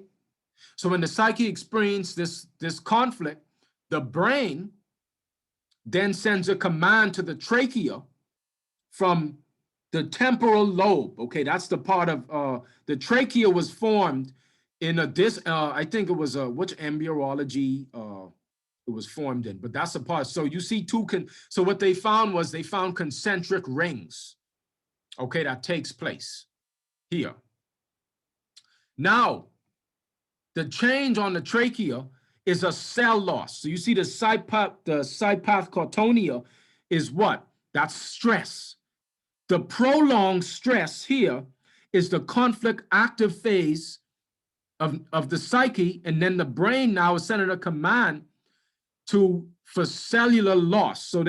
So what's taking place is it's taking away tissue from the trachea, okay? Let me see if I have it's taking away tissue from the trachea in order to allow more air to flow through into the lungs. Okay, so it was tissue that was taken away in order for them to breathe in more in that scare flight conflict. So in the conflict, they don't feel sick, but the body made the adjustment in order to help them survive or to catch more of their breath. Okay, so we have here when the conflict has been resolved, when the war was over, and it's like, oh my God, thank God, you know, and same with refugees. When refugees, they say, oh, it's a virus spreading all over the refugee camp. All of them have experienced the same mental conflict and are going through a healing phase when now the conflict has been resolved and the body then issues T bacteria to go add the tissue back that was taken away from the trachea, because it doesn't need it, it's restoring it back. And in the healing phase, you can feel sick. And the cells that were used temporarily, when they add in, for example, when they add in cells to an organ, the cells are very specific. So the bacteria only goes and eats up these cells. So when the doctor looks on the, basically gives you that scan and says, oh my God, you have this bacteria infection, and it said the bacteria is eating you up, or, you know, no, it's eating up a certain type of cell, specific specialized cell that's temporary. These cells are AIs, okay? And they are used specifically for certain conflicts. So you see with German New Medicine, biological conflict, the biological conflict linked to the trachea is not getting enough air. Compare with conflict related to diaphragm, for example, when the thyroid cyst presses on the trachea. Conflict active phase, ulceration of the tracheal lining proportional to the degree and duration of conflict activity. The biological purpose of the cell loss is to widen the trachea to get more air. So that it was a purpose behind it.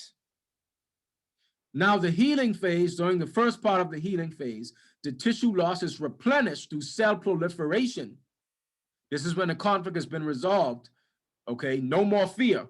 If the lower section of the trachea is affected, this causes pain behind the sternum due to the swelling and breathing difficulties with water retention. The swelling could lead to an airway obstruction with an inflammation. The condition is called tracheitis, typically accompanied by fever. In conventional medicine, a narrowing of the upper trachea is referred to as an idiopathic subglottis stenosis. The cell increase might also be diagnosed as a tracheal cancer. According to German New Medicine, the new cells cannot be regarded as cancer cells since the cells increase in reality is a replenishing process. But because you feel pain, you think you're sick. But it's a healing phase because the conflict has been resolved. However, large swelling might obstruct the trachea, requiring surgery to open the trachea to improve breathing. This is if the healing phase is prolonged, okay? So the organ is being returning back to its normal function. And again, biological conflict we have here. Let's continue. This is, we are just about there, family. Thank you for sticking it out. We are just about there. Okay. So, that's right, brother. Never get so spiritually high to where you do no earthly good. Socialization is the way of salvation, says Teilhard, echoing Christ's.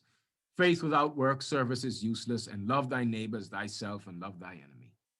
Wisdom is the key to the house of moksha, freedom, says an ancient Indian proverb. This unfortunately made people renounce society and go to lonely mountain spots to do penance and attain gnana or wisdom. Society was ditched by these greats, Teilhard, the Christians, and Saint Ramalinga. The compassionate do not agree, the saint declares. Compassion is the key to the house of freedom. Integration, not separation, is the way. More and more expansion of consciousness is the way of Zen and yoga. Whoops. So once again, family, the reflections of our psycho-spiritual pathology, the true, as we close out, the true alchemist changes his DNA from the inside out. The intention through celibacy, sexual restraint, breathwork, alchemy, meditation, yoga, urine therapy, fasting, light eating is the person's weaponry to impede any outside influence from overshadowing the original thought impressions that resonated deep in the soul. Tyrant governments, the Vatican, CIA, Jesuits, or reptilians are all 3D nature forces seeking to alter your DNA and mind drastically from the outside in.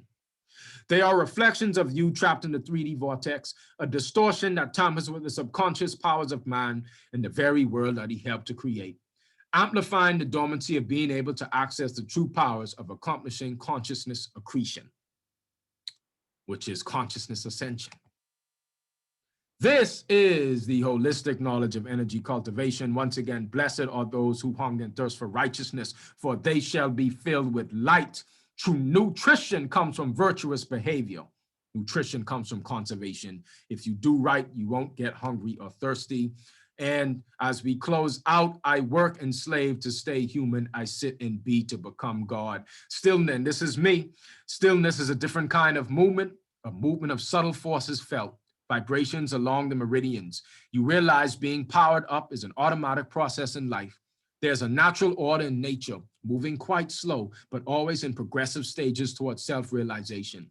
You are being guided, but overindulgence in earthly passions can overpower the whisper of the Tao. The greatest deception of a sorcerer is to get you to overlook the subtleties of the higher forces that actualize your intuition in your avatar. The human body is powered by a signal. Your connection to the signal determines health. Health is another term for energy. Addiction can go both ways. Addiction is the way we program the cells, and eating is a form of communication. In energy cultivation, you are consuming pure energy. Just as the avatar is changed by addiction to dense food, it is also changed by the addiction to the hidden light that permeates all living things. What you crave becomes your reality. We are all junkies. It just depends on what it is and where it takes you. Does it expand your consciousness and awareness, or does it restrict the flow? The fall of consciousness is an illusion. We are here by choice. Absorption of cosmic energy dispels all illusions and preconceived ideas about reality, breaking through the bars of our own self-deception. Energy is real, and you can work with it every day. You won't know all the intricate details because it's user-friendly. Just like driving a car without knowing all the details of the engine, the car was designed to be user-friendly, and so it is the same with the avatar and its connection to the cosmos. Meditation is the most overlooked practice in the world. To the metaphysician, to the spiritualist, those in the inner esoteric clubs know that this is the most powerful skill set on the planet. And we have made it through. All right. Yes, okay. About time. All right, so thank you, family. Thank you. I'm glad that it all beautiful. You know, I'm reading the comments. Yeah, William Litt. All right, sis, much love. Okay, y'all stick it through the whole time. So, you know, how long did we go? I didn't even look at the time. Oh, my Lord, it's 11 o'clock. Wow, 7, 8, 9, oh, wow. Okay. I just want to say, man, you know, thank you for the support. I really put in a lot of work into this, you know. Yeah, William, you're in therapy. Look, bro, I don't talk for hours, bro. I'll send you some reading material on urine therapy, my friend. Okay, I got you. All right. So, just want to say, man, thank you for the support. I actually never got this amount of support in one class, so I'm really humble, and I really put in a lot of work, a lot of transcription. You know, this will be on YouTube unlisted. And please, family, if you have children, if you have a nephew, if you have, you know, youth or any, like, host watch parties, you know what I mean? Don't post this on a public platform, though. You do it at your home. That's an unlisted YouTube private link, okay? Out of respect for, you know. But if you could host a watch party if you want with friends, you know, with your youth, with anyone. Just this how important this message is, okay? You can do that. I give you that permission, okay? Because the way that I had to put it all together in this way, okay?